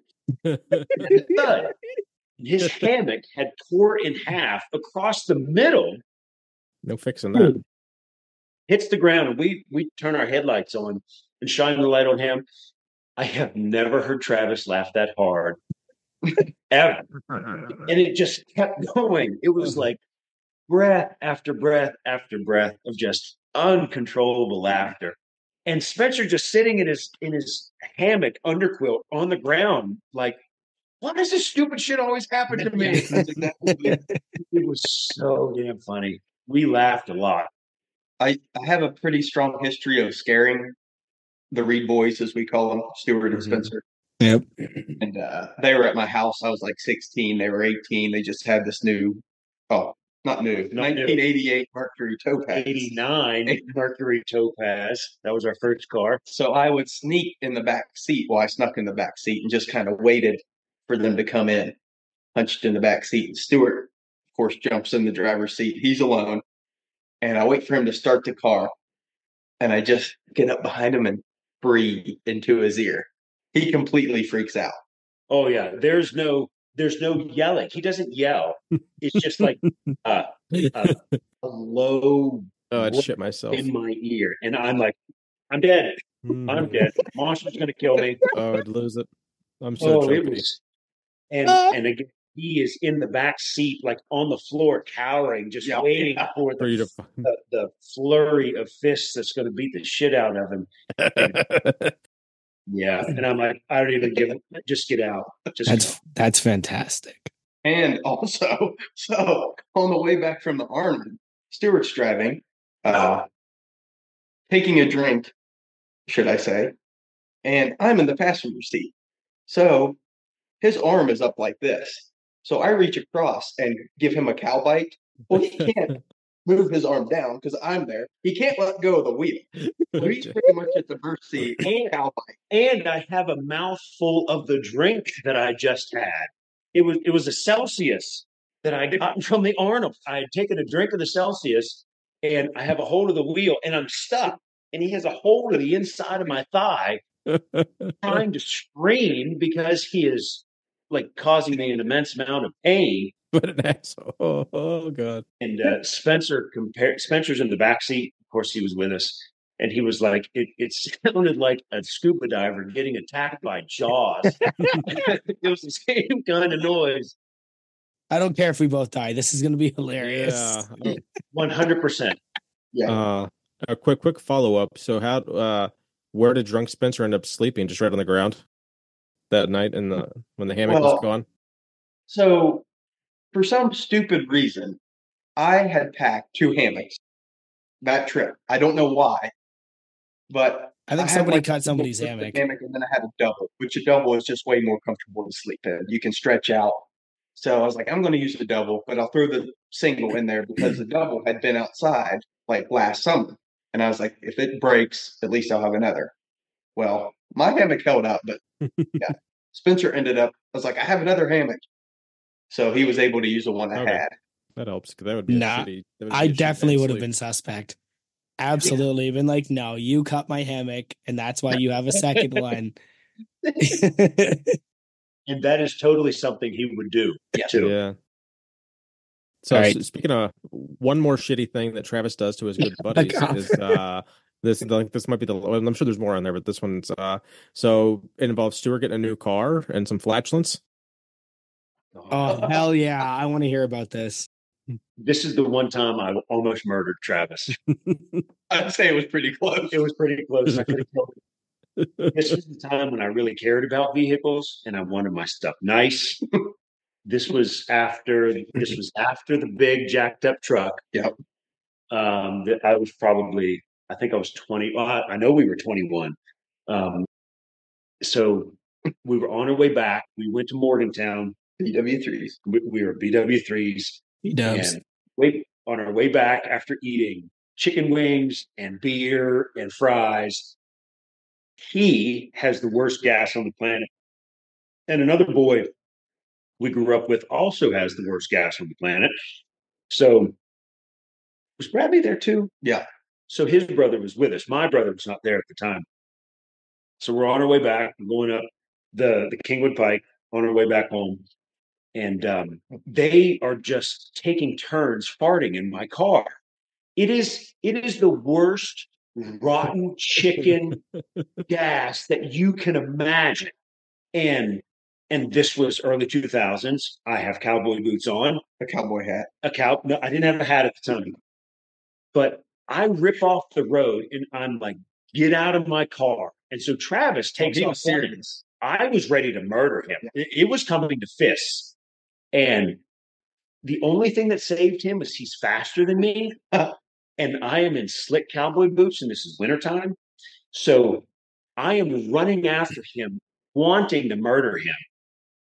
And this is a fact. This is a fact. I was ready to kill him. I fall down on the ice and the snow. I fall all the way down. I eat shit. And Travis is standing there laughing his ass off. He could not be more happy that I have just fallen down in the snow and the ice. Furious. I am so mad. So I storm back to the car after I lose the chase, storm back to the car. I try to drive off. Everybody is holding their doors open so I don't leave Travis. So Travis gets back in the car. We drive home. Silence. I'm not happy. Except for farts. Except the farts. They continue to fart, and I'm just stone-faced all the way back to the house. They're dying laughing. I am furious the whole way back. We get home. They get in their vehicles. I walk into my house. I get in my car the next morning. This is the next morning. I turn the car on. This is the very next morning, and it is just fresh fart that comes out of all of that. It's just pure rage again. Oh, God I'm just so mad at them. Yes, I hate my friends. Yes, sir. That makes me happy to hear. Outstanding. I feel like I'm so happy we don't interview any of my like high school friends because this is exactly what it would be like. Yeah. And it's like, I'm 42. He's 40. It hasn't changed. We are still like 16. Yeah, absolutely. We're just idiots. Hey, remember that time you drank out of a broken bottle And it's like, shut up. We don't want to talk about that on this podcast, right? Like, love it. Totally. You guys want to move into a little Mount Rushmore and then maybe a little unpaid or underrated? I'm having a great time, but I know you guys wanted to, be able to wrap this up before midnight, and we've been at it for a good bit already. So, I'm still good. Let's all right. roll. All right, we'll do a little Mount Rushmore. So Mount Rushmore, if you were to make your own strongman show, what's your four Mount Rushmore at a strongman show? So top four events essentially. I'm going yoke, circus dumbbell, sandbag medley. With pea gravel. Sand. Yes. Pea gravel can suck it. You sure you don't want to put mud in it, Travis? A mud bag. Yeah, mud and farts. Probably stones, I guess, to end it. Sorry, what was that one more time? I was laughing over it. Stones to end it. Fourth one for stones. What about you, Stu? Mine would be, probably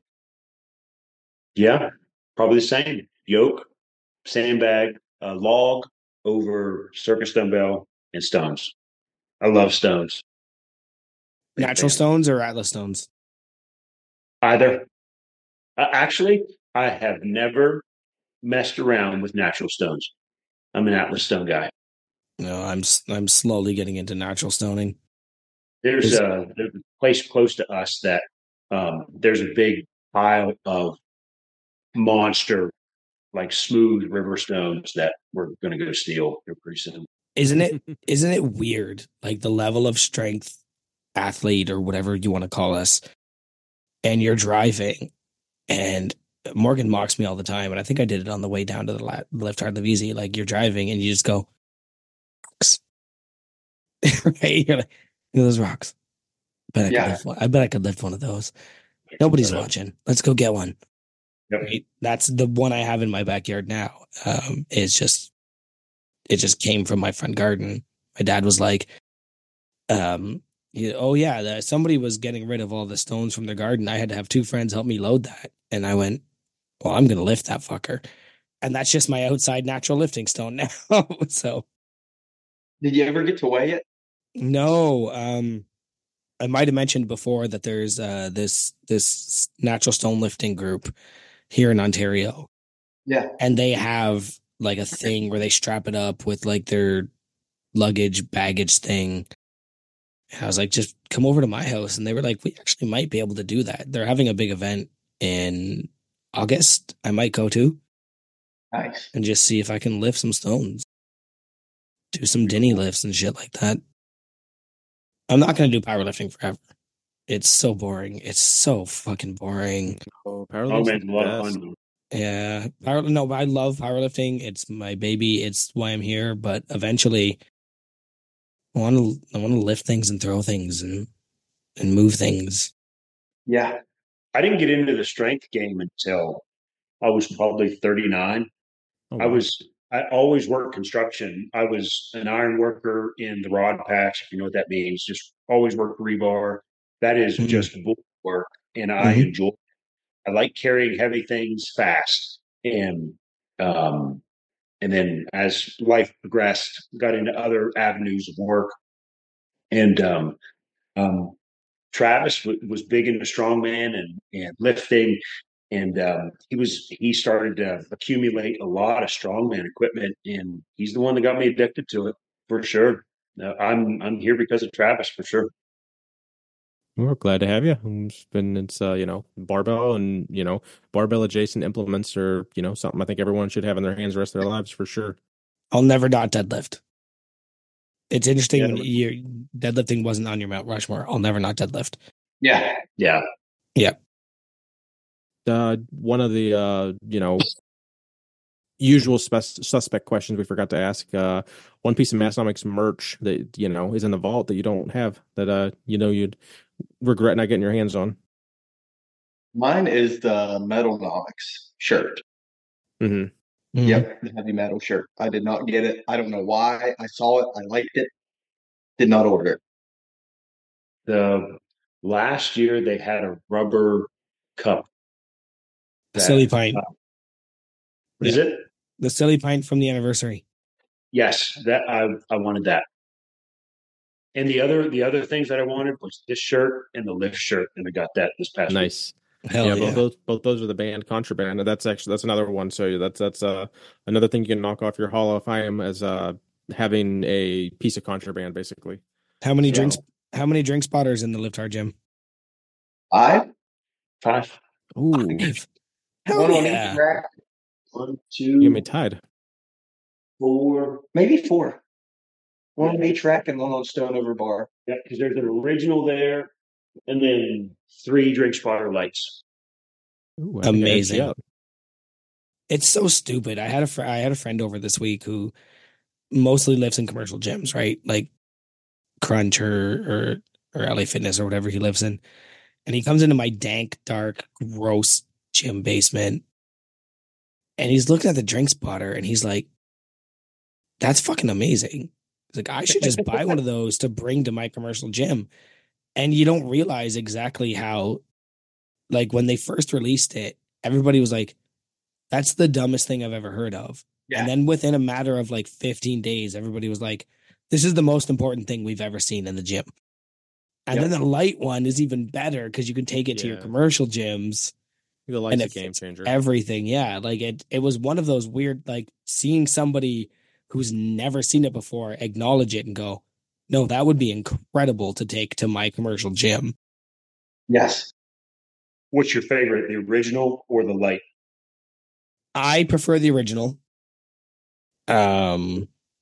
I like my light one, but my problem is it's not as sturdy because I'm a little hard on my rack. So my squats, when I rack my squats, I rack kind of hard. Um, Whatever. I'm lifting heavy. Shut up. And like it shakes my whole rack. The drink in my light one will fall out. Hmm. The drink Really? in my original won't. No, I can see that. Yeah. It is funny too because we have a reverse hyper here, and that used to be where everything would collect. Like at my home gym, you would Yeah. put The every picture time. on my That's where it would background, be. look at all that shit on it. Yep. There's probably still shit on it in that picture behind you, Keith. No, that's what I was just saying. Yeah, there is. Yeah, for our Oh yeah, audio. there is. I can tell Yeah, you. no, for our audio only listeners, I grabbed a still photo of their gym and threw it up as my background for this episode. And Nice. there is a reverse hyper on my right shoulder, and there is a Gatorade bottle, and there's at least 4 objects sitting on it. It's got to be a Coors Light can on there too. Somewhere. I'd be surprised if there wasn't a. Speaking of that, I'm going to crack a beer. Oh yeah, Right on. What are you drinking? I'm gonna assume a Keats, but maybe not. No. Skittles Keats. Blue. Skittle Brow. Yeah. It doesn't exist, so I'll take some of that beer and some of those Skittles. No, this is the Red Fox. You might have heard me talk about it before from Kingston, Ontario. It is a red ale that is actually filtered through beets. So it has an earthy, sugary taste. It is the best beer I have ever drank, but it is very hard to get where I am. And right outside my work, there's a liquor store that just started stocking it. Little do they know, I'm going to clear them out. Favorite customer. Yeah. What's your view on Labatt Blue? Labatt Blue was my dad's beer. Okay. So when I first started drinking beer, I drank Labatt's Blue.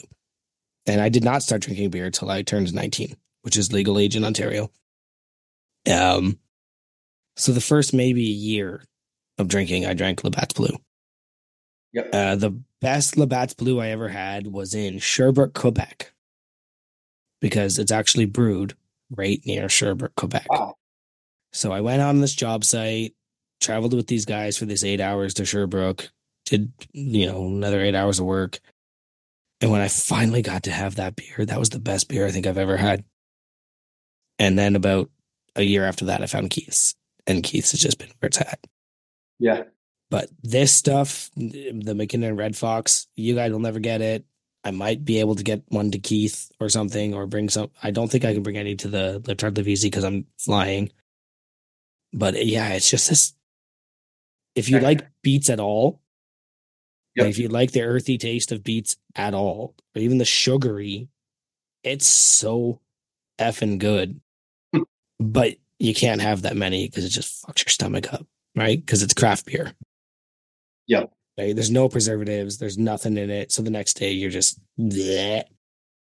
Labatt's was big. My sister married a guy from Jamestown, and that's all they talked about. And Oh then yeah.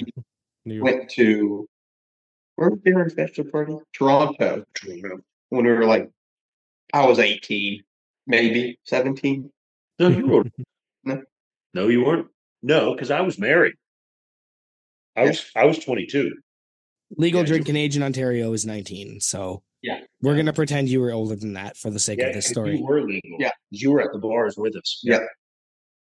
Good times. And that's what you drank while you're up here is Labatt Blue? Yeah, that's like what everyone's like, have Labatt Blue. So that's what we drank. Yeah. And it's the worst hangover I've ever had in my life. Oh yeah, To I'd this say day. up here in Canada, you got your basic. It's just all lagers, right? Because Yeah. lagers are the easiest and cheapest to make. Your Coors Light, your Coors Banquet, your Labatt Blues, all of those. The Wildcat. That's funny. I'm going to say Wildcat. Scant, you're probably not listening, but if you are listening, remember Wildcat, bud. And they're all just basic lagers because they're cheap, easy, and you can fuck with the level, right? You can have your light, you can have your basic, and you can have your strong by just adding a certain amount of fermentation or taking away a certain amount of fermentation. And that's how Canadian beer has always been. So craft beer comes in with their, shitty IPAs, with their, like I said earlier, grapefruit farts. And then, you know, this kind of stuff is like really fun. I love these guys. I don't love all of their beer. They do a wild mint stout where they make a stout and they use like mint from the fields in their back. It's the best stout you've ever had. Right? But nope, I'm with you on that one. I haven't drank the first time I ever got drunk was my 19th birthday because that was legal drinking age. It was Labatt Blue and fucking McGilligutty's cherry whiskey. Because I came home half buzzed and my mom was like, nah, I want you to regret tomorrow. She pulled out the cherry whiskey and she was like, get drunk, dummy. So you know what this is like. Yep. I was 21. Again, we went to Buffalo Wild Wings and we did Jack Daniel shots on my 21st birthday. Mm-mm. Did you Used to break do your hand? used to do Jack and Coke by the 2 liter. That was a different time. Oh, no, we both broken our hands. I broken both hands. Oh Jesus. Yeah, used to do Jack and Coke by the 2 liters back when I was 21. Damn. You'd pour out some of the Coke and then you just fill it with Jack as much as you could. And you drink, and then you'd keep doing that because by the end of the night you'd be. Speaking Well, of there's not much to do in Canada. Go ahead, Keith. speaking of excessive pouring, Stuart, do you have okay, so I hear you have a nice man cave with a little you have a nice fireplace down there, and Yes. you did a little excessive red solo gasoline pouring, Red or you almost burnt your Solo, fucking house down. Red Solo Cup. I'll My blow this brother up. and I, R.I.P. Toby. we were drinking beer, and I was like, "Let's go downstairs. Let's light the wood stove in the man cave." And we were mostly drunk at the time, and I took it, the fire wouldn't light. It was wet. I wasn't doing it right. I know how to build a fire. This was not the thinking time for me. So the brain was shut off, and I picked up a red gallon gas can with a smoldering fire that had a little bit of flame to it. And so what does my dumbass do? Is I pour gasoline into the wood stove Oh out of Jesus the can. Christ! That's even worse than the story that I had. Oh yeah, for sure. It ignites Oh, shoots right in the back wood into. stove, and the spout of the gas can is inside the wood stove. Yeah. So that thing explodes. I rip the gas can back. The gas can explodes in my hand and throws flaming gasoline on the sidewall of my basement, which is wood. It's like a covered porch. And so now my whole house is on fire. There's fire above my head. There's fire on the wall in front of us. Everything is on fire and gasoline. Jeez. And like the gas can still has fire coming out of it. So I snuff the gas can out, set that down, and I look at Spencer and go, well, that just happened. And then I go get a garden hose that fortunately is just right there and hose down my house. And I'm like, Jesus Christ. let's go outside now. That's scary. That could have been gone a lot worse, a lot quicker. It gets better. I was like 38. We were kids. It was just a couple years ago. Oh, that's crazy. He also burnt down his house when he was like 15. No, I was 10, and that was not my fault. Do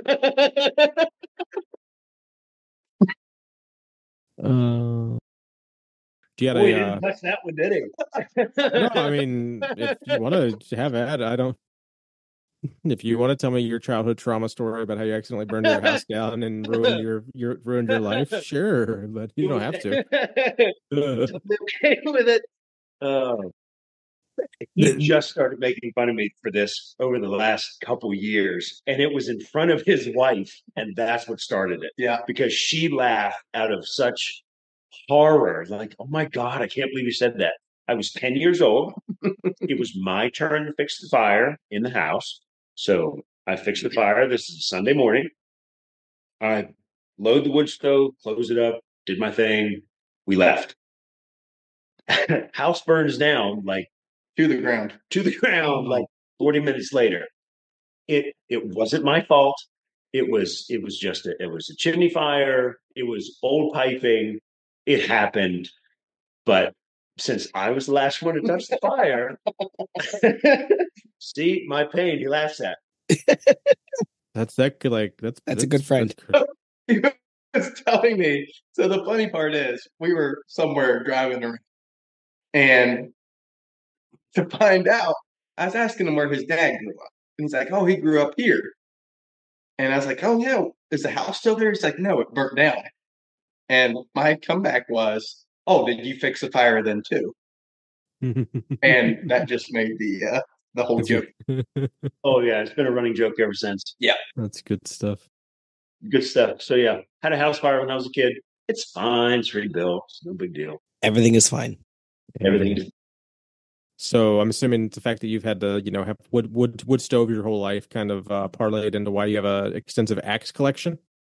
I do have an extensive axe collection. Yep, that was a bushcraft phase in my life. Collected a bunch of axes. Nice. I have several historical axes.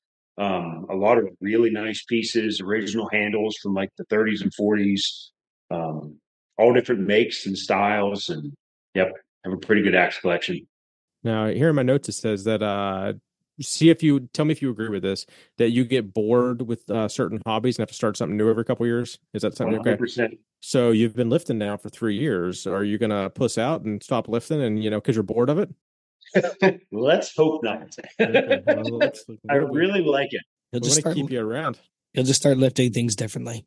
That's true. Yeah, I mean, that is a good thing about the strength sport is getting into powerlifting, getting a strongman, go do some fucking Highland games, get into arm lifting, get into arm wrestling, the fucking Olympic lifting. There's CrossFit's too is coming. Yeah, fuck. I mean, I don't think a 44-year-old wants to go do keeping pull-ups, but have at it. No, but that's no. We definitely want to keep you in crew, keep you lifting, keep having fun. Sure. You got Travis there as your wingman to keep you honest. And I'm part owner of a gym now, so that's kind of. The gym name obviously it's a play on a little Massonomics lore, I'm assuming, or did you talk and get permission, or not necessarily permission, but I don't know, I guess where did they greenlight it before you went ahead, or was it just like, oh, this is what we're gonna call it? Yes. Yep. We shot Tanner a message and we're like, we're thinking about opening a Massonomics tribute gym on the East Coast. like thinking about Lift Hard Stength Club. Is that cool? He's like, oh yeah, totally. So Nice. the name Perfect. kind of flows, so we stuck with it. No, I dig it. That's good stuff. Travis came up with the logo. That the name was his idea, and he just asked if it was okay. It's like, yeah, sounds awesome. Go for it. Then you got was the dude that you just posted to like your most recent post, the big Jack dude from Preston County out there lifting that can't hurt your your clout of having like one of a national recognized strongman in your Yes, gym. for sure. Yeah, Yeah, he's just as close as I am, a little bit closer actually. He's been uh, traveling to Morgantown pretty much. Yeah, it probably goes down to Viking strength or something, I Yeah, think, doesn't he? Yeah. yeah, So if he can train in your backyard, that's got to make his life save an yeah. hour a He's day. been awesome. He's brought, my gosh, what has he brought here? he's brought Texas squat bar. He's brought the big dog log, Oh, circus dumbbell circus dumbbell. weights. He brought some 25-pound plates. Yep. He's been awesome. Whatever he wants to bring, we've said, giving him the green light on pretty much. Well, yeah, I can't imagine. I mean, it's yeah. I kind of think what kind of out of the box thinking you'd have to say as a gym member saying, "Hey, can I bring this Yeah, free piece of gym equipment into your gym?" That's like yeah, it's like I'm not sure what you would say no to at this stage of the game. So that's pretty cool. You got members already kind of offering that. So yeah. It's there's another one. Chris, he's strong man. He started coming. I think he was one of the first ones we signed up, Yep. and he brought in a elite FTS camber bar just out of the blue. So he's been good. All our members are good so far. so you guys are getting access to all these new toys too, just by having Yeah, a gym. yeah. Now, are you scouring marketplace even harder now than you maybe would have been to when it was just a home gym? Just because you're like, oh, I for like used equipment and everything. Like, are you? Yeah. So we weren't going to put any money into dumbbells just because we never really use them. Mhm. Yeah, it's a We had to safe. settle on 0 to 50 adjustable. And the more we thought about it, we're like, we're going to need dumbbells. So we did some searching on Facebook Marketplace and found a set of, was it 10, 15 to 110 pro style dumbbells. Troy Pro Styles. And we drove about 4 hours one way to get them. And while we were there, we were looking around because he had old bars just sitting everywhere. And that's where we found the champion barbell.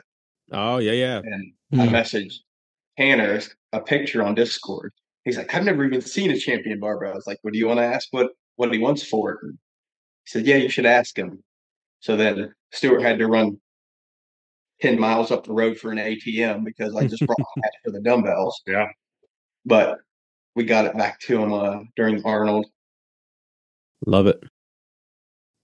Well, you got anything else for him, Joe, or you want to do a little unpaid and underrated?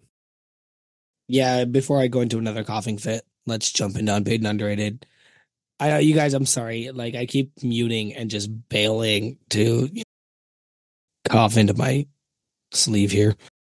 Uh, I've been adding some. I don't know if you noticed that. I added about Yeah. 4 while we're Yeah, I don't care if going. we don't have to stop at 6. We can if there's definitely a hand. I want to hit at least a 3 or 4 of mine that I put in, but some of them I don't care about. But Okay, go ahead. you guys are familiar with the game. We don't need to get into it. But if we have any new listeners, we do not play overrated or underrated. We play unpaid or underrated. Underrated being underrated, which would be you think it's cool, and unpaid sucks because no one wants to be unpaid. So Travis and Stuart, unpaid or underrated coleslaw on your hot dogs? I'm going to say underrated for me. Absolutely. You can't go wrong with coleslaw on there. I mean, it's either coleslaw or nothing else, but I think just coleslaw on it, the way to go. Nice. I'm with you. I'm going to say it's underrated. It's good. And to steal this a little bit, obviously I grew up where you guys did and moved away when I was like 22. I had no concept that food was regional. I try to get a fucking just like a TNL style hot dog with chili onions, coleslaw, maybe some mustard. Doesn't exist. You get these fucking Swaggles and White Hots, and they call their chili's meat sauce, and it's not chili. It's just like it's just ground up beef with like hot sauce. It's not fucking chili.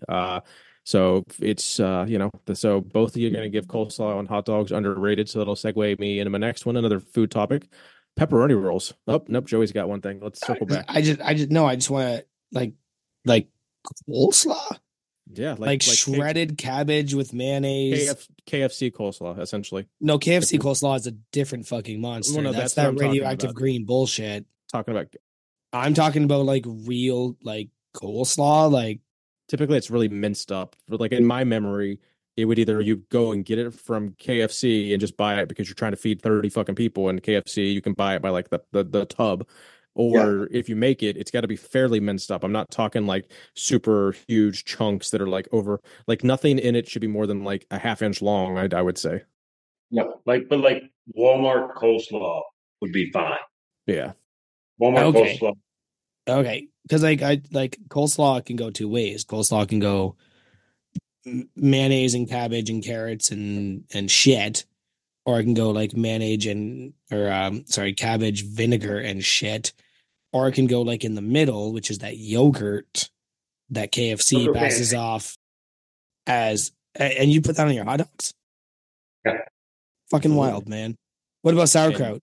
Is it comparable to sauerkraut? Because here we put sauerkraut on hot dogs. Sauerkraut is a thing, but coleslaw is more so. Is the thing? Okay, cool. All right. Just wanted to check in to see how those. Go ahead with your next one. Pepperoni something. Pepperoni rolls. Do you want to explain to the listeners what a pepperoni roll is and why it is unpaid or underrated? Underrated? My God, yes. Pepperoni rolls. We grew up on those. Yep. What is a pepperoni roll? It's not a pizza log. I try to explain to people what it is, and they're like, "Oh, it's just a pizza log. I can get those." I'm like, "It's not." So, what is a pepperoni roll to you guys? There's no sauce. It is pepperoni wrapped in dough as a pepperoni roll. Boom. And I like the sliced pepperoni over the sticks. Correct. Sticks of pepperoni, not good. But sliced, a bunch of sliced pepperoni in there, rolled up in dough, baked. We cannot beat it. That's it. Butter on the outside of the bread. Yes. Boom. Is it at least garlic butter? Can be. Yes. Traditionally, no. That it is just dough and pepperoni baked. That's it. Mm. There's a lot of people that add cheese to them too, but that's kind of optional. You don't have to do the cheese. Yep. Traditionally, it's just pepperoni. It's coal miner food. And it's like it is uber regional. Like I don't even think you can't really find them like you kind of get into maybe like once you're north of Waynesburg. I don't even know if you can get pepperoni in Waynesburg. Like I'm trying to like it's like basically so like an hour north of where they're at. Like you're into the next state. Like the food is already different. It's crazy. Yeah. Clarksburg, West Virginia, Morgantown, West Virginia, Fairmont, Clarksburg, Fairmont, Morgantown, that corridor. That's where it came from. And that's where I grew up. So another thing, like I, moving to New York as a 22-year-old, I didn't know I couldn't go to a fucking gas station and get a pepperoni roll. I had no clue that wasn't a thing. It's like my bubbles burst. I'm like, where the fuck is like my staple like gas station snack? This is horse shit. So sure. And I always make snack is a pepperoni roll. Yeah, for sure, 100%. It's not a stromboli. It's yeah. Strombolis are okay, but that's a completely different thing. Like Stromboli is more of a meal. Pepperoni roll is a nice little snack. Totally. Let's see. Should I stick with the food topic? Yeah. Let's go one more food. Buckwheat cakes. Yeah. Underrated. Unpaid. Nice. And why are buckwheat cakes kind of relevant to you guys? We in Kingwood have the Buckwheat Festival. Of course, buckwheat is a legume that is treated as a grain, and it's such an easy crop to grow in the soils of Preston County. It has just been a festival over the years, and it's a traditional breakfast food, breakfast, lunch, dinner. It's a sourdough. It's a legume ground into a flour, and then it's a sourdough made out of that. And you put syrup and all kinds of other things on it. It's just an easy bread. But yeah, underrated for sure. And why do you dislike it so much, Travis? Is it just too bitter for you? I just never did like the taste, acquired taste. Never a fan of it. Okay. Bonus, the Buckwheat Festival in general. Unpaid. I think I went once in like the fucking 20 years I lived in Morgantown, and it was just like, okay, I don't know, it's just another festival that's, but I mean, Yeah. it's definitely like what your county and town specifically is like known for regionally. So it's at least cool to have something to be on the map. A lot of places like, a similar size would go more under the radar because they just don't have their own thing like that. So Fun fact, the Buckwheat Festival Fairgrounds is across the street from the gym. oh, cool. That could actually, you should do some kind of like strongman expo, do something in the parking lot, That's not a like bad some idea. Yeah. some Join the festival. Yep. literally That's just yeah, not a literally bad just have idea. like Grant did, just have a fucking deadlift bar in your parking lot on some stall mats with or without mud, depending on Travis's opinion that day. And We're shooting for just like if a Now you get could the even yoke. like say like Get the yoke. if Get you the come over yoke here out. and Get the yoke out and be like, if you can do this many at this weight, you win a prize. Well, that's good. That's a good Right? idea. Like that seems like a thing I would do. Right. But obviously make sure that you're in tune with the festival and that they're advertising you and shit like that. But it's what I would do is I would do a yoke or a farmer's carry. I wouldn't do a deadlift bar. Farmers carry would be a good one Yeah. because it's a farmers festival. Yeah. there you go. It's You'd have a to make it very like agricultural festival. Yep. you have to make it light enough to where like Joe Schmo could come up and just completely be fine. And then you could even do like if you post this on Instagram or Facebook, you get a free day pass or something. Yeah. That'd be cool. That's a good Yeah. idea. That's a really good idea. Write that down. Somebody put it down. Yep. I'm gonna relinquish the last to Joey. See what he's got for We're you. here first. All right. I've got 4, and I'm sure 2 of them are going to fall fucking flat. Unpaid or underrated. And this is for both of you. Because you guys, like, I had them originally for like one or the other, but I think because I've noticed you two are so close. Unpaid or underrated, watermelon candy. Yeah, I'm going with Stuart. Unpaid on this one. Unpaid. I hate the fake watermelon flavor. Hate Love it. watermelon, but anything fake watermelon flavored, I cannot do it. Agreed. I don't Same. know why. Joey, you're mad.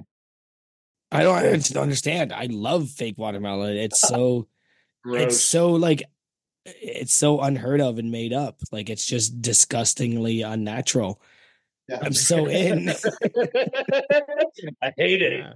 Like I don't take a bite of like a watermelon Jolly Rancher and be like, watermelon. I Watermelon gum. go, this is gonna be disgusting, and I'm in.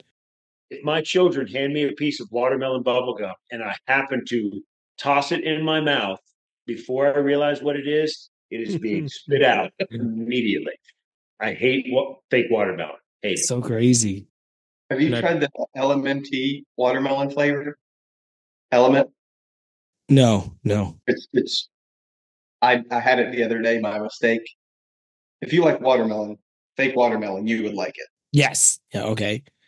And of course, in theory, like I don't love candy or sugars and stuff like that. Like that Skittles drink that I'm drinking, I'll drink that today and probably never touch it again. As much as I joked about it earlier, I don't really like candy and stuff like that. So, but no, fake watermelon is one of those ones I would like. It was in the list of things I wanted to hear about that.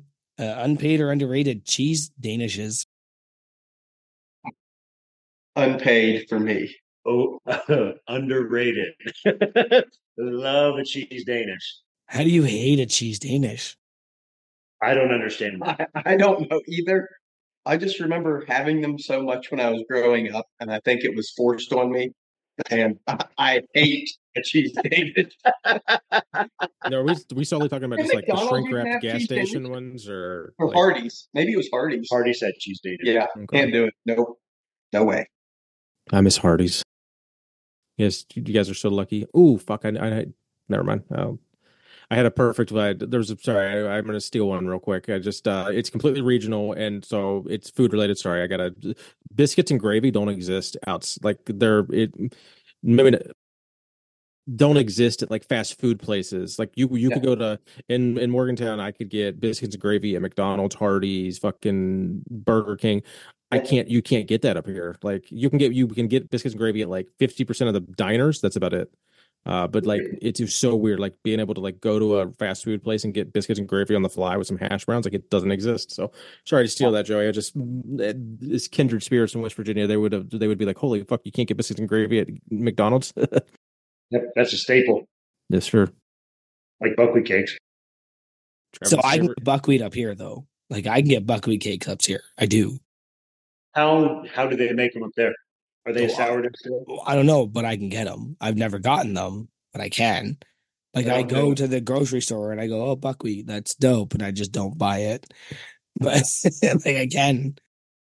Well, you should now and report back to us. All right. I'll tell you how to make them. Message me. Okay. Gosh, these last two are not going to land. Unpaid or my voice is going. Unpaid or underrated. Robert Stack. Yeah, he is underrated. Don't know. Unsolved Yes. mystery. The voice. Oh yeah, he is. Yes. Got to Okay. be the best voice for that show ever. Has to be. Absolutely. Absolutely. I know they tried to redo the show and they did pretty good, but they focused more on like solving the mysteries rather than like having fucking Robert Stack, who that dude was amazing. Yes. No, Yeah. I didn't know his name. That I agree. His voice is amazing. Yeah. Yeah. I didn't know his name. He was also in Basketball and had a brief comedic role in there. I'm sorry, what did you glaze that at? I think it was a 4. If I had to redo it, it'd probably be a 5 or a hard Wrong. 6. I don't like Wrong. stupid shit. No, I don't know. one of the funniest movies. Even they didn't like making it because it was so funny and they hate comedy. All right. And the last one, probably nobody's going to get until after they hear the whole episode. Unpaid or underrated, Alan Alda. Alan Alda. Mash. Oh, Indifferent. I'm gonna say. can't ride the line. That's Yeah, ride the line. Not allowed to do that. Oh, I know. Paid. What happened to him? He's a douche in real life. In his later years. No. Stu, you do not realize how much you sound like Alan Alda, do you? What? Oh, before you get into whatever you're about to say, I'm going to interrupt right now. This entire podcast, I was like, he sounds like Alan Alda. There's no way he doesn't know that. Like you have it's very similar. Really? Yeah, absolutely. I'm trying God. I'm trying to picture it. I know who it is. Oh God, I'm hoping that this does we're not going to get it right now, but I'm hoping that the people listening are going to hear this entire thing thinking his voice is so familiar. I don't understand who that is. And as soon as I say it, I hope they all fucking clue in.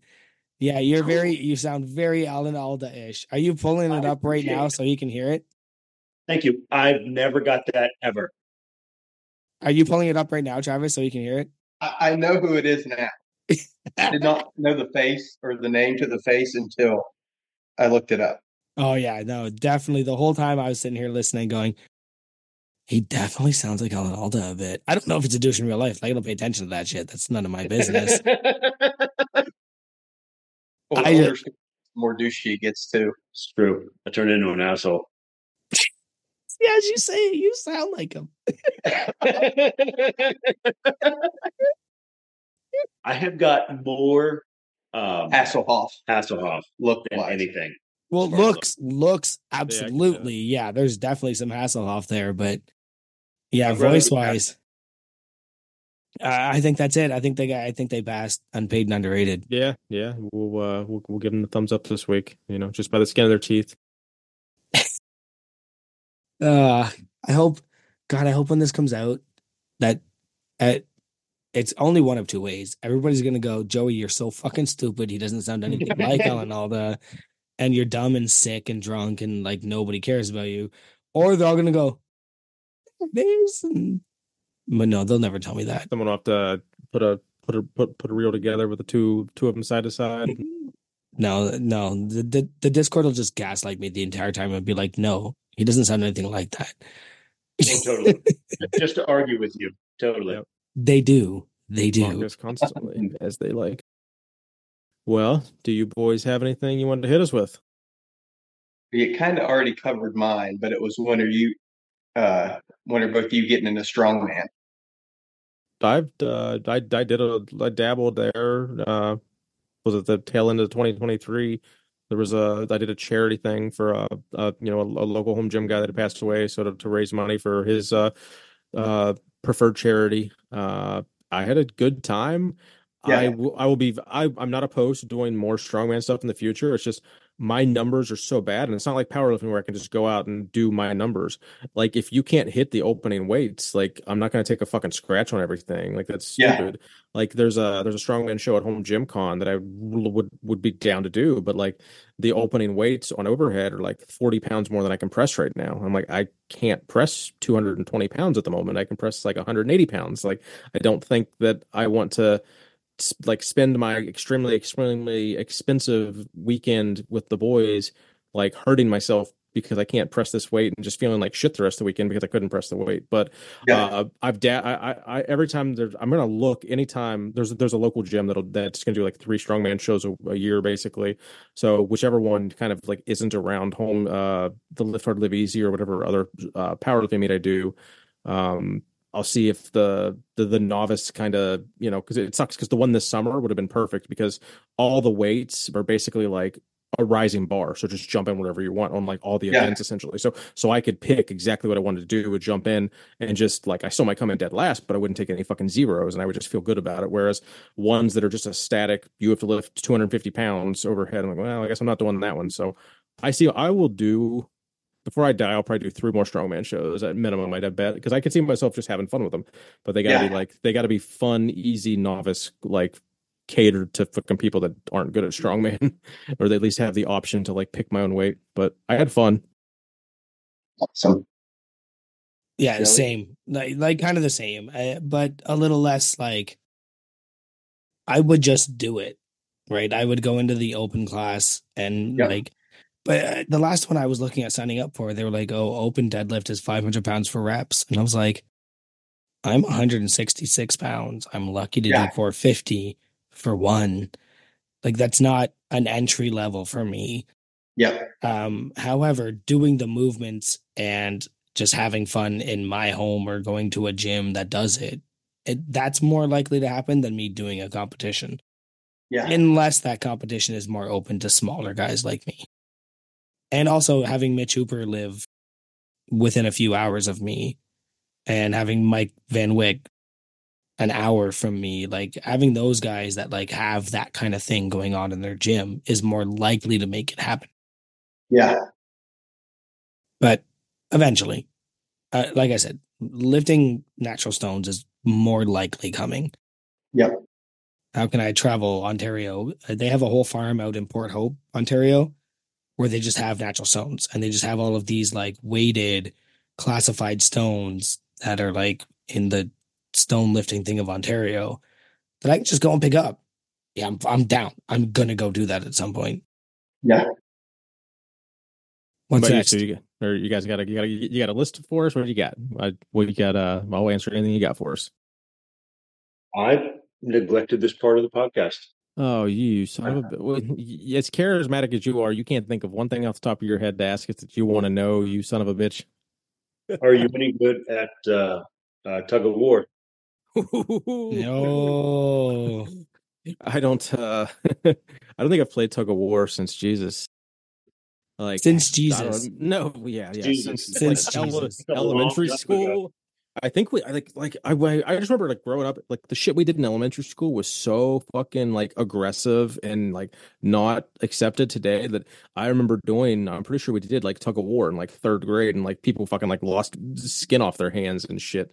Yeah. Oh Yeah. yeah, for sure. We And did red. for the record, Tanner and Tommy would murder us. I don't know what Oh, the hell yeah. you're thinking. They are 7-foot giants from the Midwest. They would demolish us. I like that you like tried to say they wouldn't. I don't think all four of us little could. banter. Little Yeah, banter I don't against- think the four of us could beat Tanner and Tom. Today we could. Have you seen fucking Tanner's got 1 foot? I think we'd whoop his ass today. Okay, But- yeah, Libby but- Tanner, maybe. But in July, no. Oh, you didn't? Okay, so listen, when you listen to next week's episode, fucking like get ready to puke because it's so disgusting, like how it happened. He essentially was playing basketball, I think he was going up to rebound or whatever, and he tweeted he rolled it, but he didn't like break it. It literally dislocated. So he said he looked down and his foot was going one way and his leg was going the other, essentially, and was able to get to the emergency room and it wasn't broke. So they wanted to give him an air cast. He wouldn't even take it. So I think he just wears a heavy wrap during the day. But yeah, he said he literally dislocated it, which has never happened. He said he sprained it like 10 plus times playing ball over the years and stuff, but never dislocated it. So like when he was telling the story, like I've broken my ankle twice and sprained it another 10 to 20 times over the last 20 years. And I know how much that hurts. And I couldn't imagine to the point that it's like facing the other fucking direction. So it made my skin crawl when he told the story. But yeah, so that was on the live that I listened to a couple nights ago. So that'll hit next week. But yeah, it sucks. Hopefully, like last time when he got the gout that you also caught, hopefully you don't dislocate your ankle tomorrow. Yes, thank you. Appreciate that. Well, I did almost break my knee last Saturday in strongman event. That was really close. Now, worse than breaking your dick or not?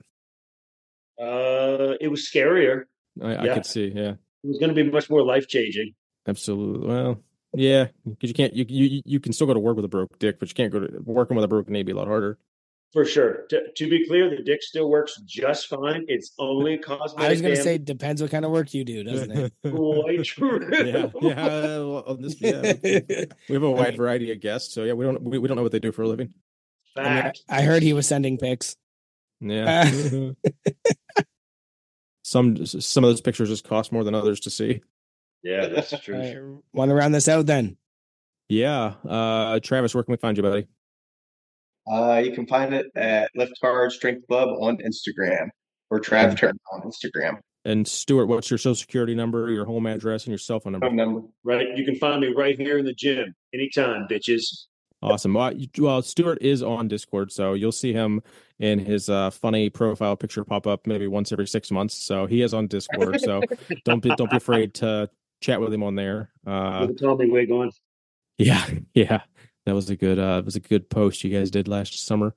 Big Joe, where are they going to find you at the usual Joey_Malesko, or at Mostly Squat Videos. That's my new one I just took up. It's doing really well. Yeah, like I just need to somehow monetize it. It's killing it. It's a really good page. I took it over from my friend Matt. He will be here eventually someday, but we'll get him on.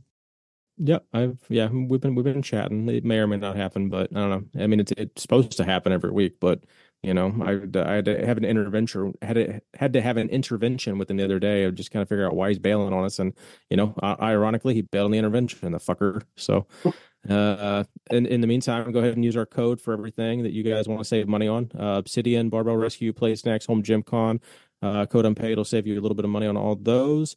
I'm Big Keith. You can find me at Keith Honeycutt 73. Go follow my Orange Jam, the No Wine Cellar. More importantly, check out our Instagram, Unpaid and Underrated Podcast, the website, Unpaid Intern.